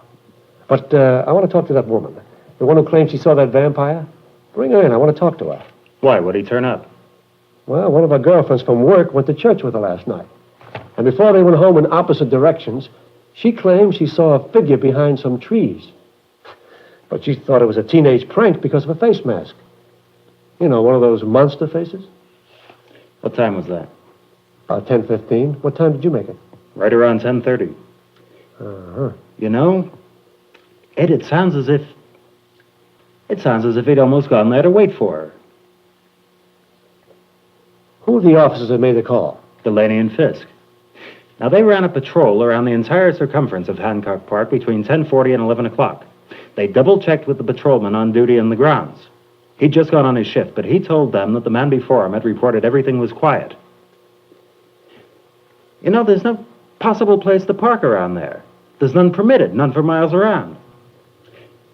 Now, that would pretty well rule out the possibility that she was dragged off in a car, wouldn't it? And maybe she's still in the neighborhood. What, in a house a few blocks from her own apartment? He'd have to be a nut to pull a stunt like that. Well, who else would wear a face mask? Any way you look at it. Kidnapping isn't what the well-balanced citizen will participate in for sport. Right. Lieutenant Jameson. Well, how long has she been waiting? All right. All right, send her in. I'll talk to her. Oh, stick around. Let's see what this one has to say. Come in. Won't you have a chair, Miss... Mrs. Vernon. Mrs. Vernon. This is Roger Vernon. Well, Mrs. Vernon, what can I do for you? Well, I really didn't want to bother you, and I still don't know if my coming here might not be in haste, but after reading the morning paper about this poor Benson girl's disappearance, well, I thought it would be best under the circumstances. You know something about the Benson girl? No, I'm afraid not. It's just that it touched off a wave of fear about my maid. Well, what is it you fear about your maid? Well, it seems she's also disappeared. You see, she's been missing for several days. And at first I told myself that whatever she did was her own business. And except for my being without help, well, I shouldn't interfere in her private doings, even if I did feel they were a little strange. Strange? Well, I felt it was somewhat unusual when several nights ago she told me she was going to see a doctor she knew to donate blood for some kind of transfusion. Well, it sounded odd, but then she seemed to know him quite well and had been doing part-time work for him in exchange for medical bills or something. Now, don't misunderstand me. I don't in any way believe the doctor has done something wrong or anything like that. It's just that I'm frankly concerned that she may not have gotten there. You see, she left late at night without even changing into her street clothes. And didn't she pack anything, a suitcase? Well, I've told you, she was wearing the uniform she works in. She put on a coat and went out the door. I see. Well, we'll look into it for you, Mrs. Vernon. Now, just give me the name of the doctor she went to see, huh, please? Well, I wish I knew. If I did, I would have called him myself. All right, then, will you kindly give us some information about her? Name, age, family? We'll start with the address. Now, I assume that she had a room with you. Yes, she did. Our address is 409 Elmwood Lane, north center of the Hancock Park District.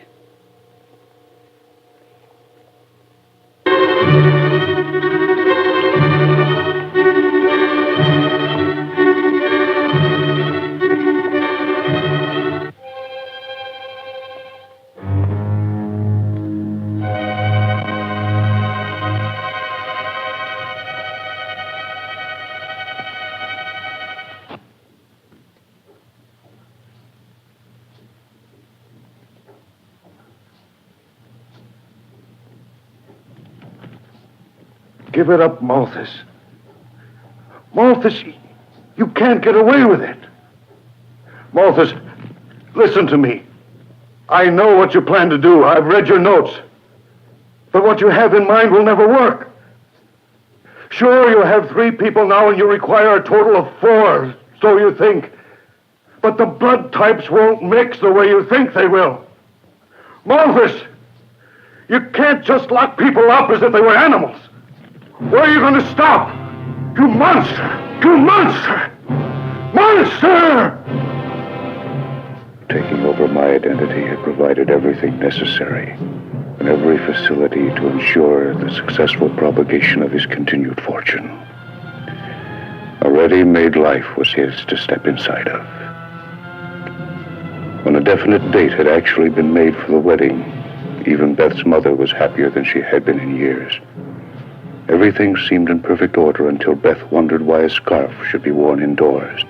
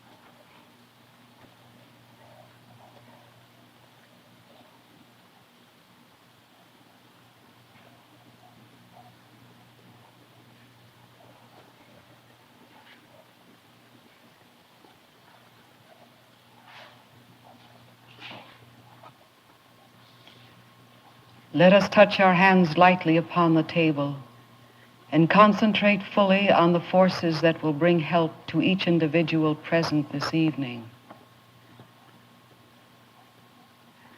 Let us pool our strength and our vibrations so that each one may concentrate his mind completely and without reservation into the one channel of harmony that will lead us into the realms of ether. Let us put our minds into the one channel and our bodily vibrations into one unified force. Let us concentrate with our being, with all our thought power, until it is directed toward the one point of combined strength and harmony that will allow us penetration into the realms beyond.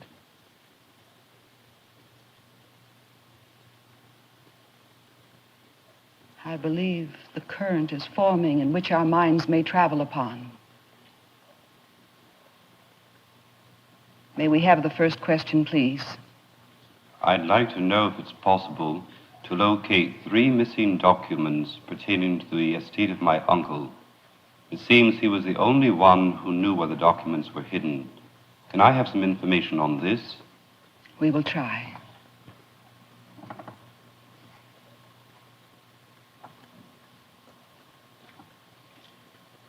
Something is wrong with our channel. I don't get anything at all. Maybe I'm trying too hard. No, it's not you. But we're being blocked. Oh, I'm sorry. I didn't hear you come in. We'll have to start again in a few moments.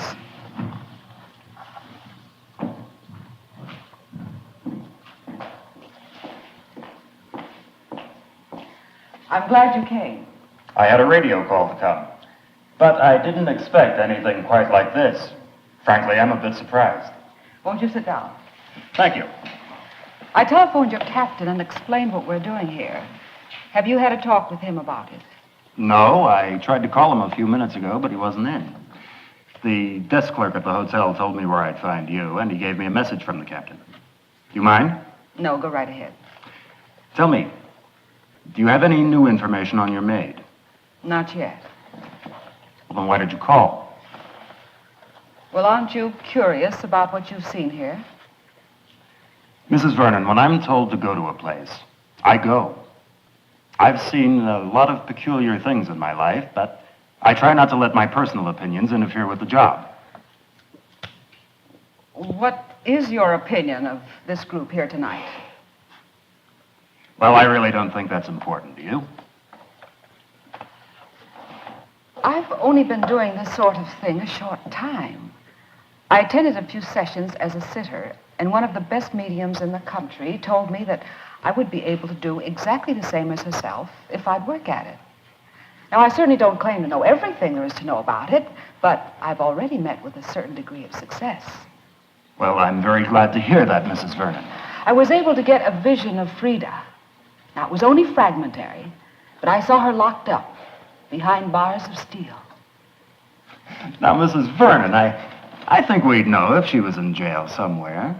Vision or no vision. Well, I didn't say I saw her in jail, but definitely inside some kind of cage or cell. Well, it was Frida I saw. I'm certain of it. Now, I don't know how you saw what you say you saw, or if, in fact, you saw anything at all. I think some kind of a scientist would be better qualified to discuss that with you anyway. What I am interested in is some information on your maid, some information based in fact, and some information that I can follow up on an intelligent basis. Are you familiar with the work being done in Europe by mediums connected with police departments? Yes, I've heard a little about it. Well, there was a case in Holland where the criminal was found within 10 hours after the search began. Yes, you're talking about the Sebastian murder. Yes, there was a good deal of noise about that. I'm also aware that the wire services tend to pick up a story like that and capitalize on it if they can. Unfortunately, they tend to play up those items that are hottest in news value and to play down the routine matters that are a little bit dull by comparison. I'm not completely familiar with the Dutch police or all of their procedures, but I'm sure that this medium was not the only factor that brought the killer in. Well, I think you'd find it interesting if you went a little deeper into what actually happened. You see, the police had only one clue to go on, a button that was torn off the shirt of the murderer. Yes. And then the medium went into some kind of a trance and described the murderer, right? A full and factual description. It was unusual because the man was something of a giant, 6'7" or so. Now, they have mug books over there, the same as we have over here. And how long do you think it would take any police department to filter out all of the suspects that are 6'7"? If you remember the case, that man turned out to have a criminal record as long as your arm. So you've just admitted it was really based upon the medium's work and nothing else. Well, how could they know to look for a man of those proportions without the information? I don't know, Mrs. Vernon. I've told you I'm only vaguely familiar with the case. I'm really not interested in it. What I am interested in is some information on your maid. Now, do you have some for me, or don't you? Well, I told you I haven't. Not yet. Then that's the way I'll write it in my report.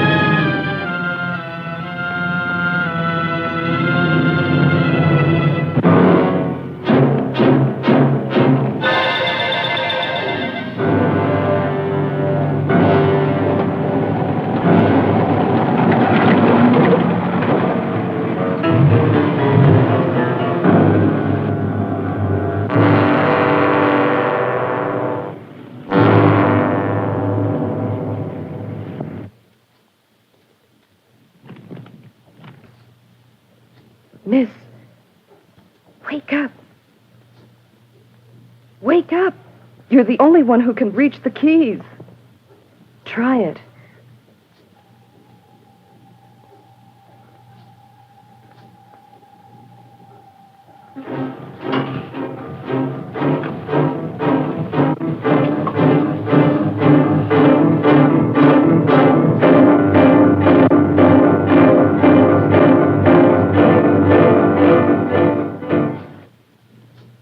You now. All right.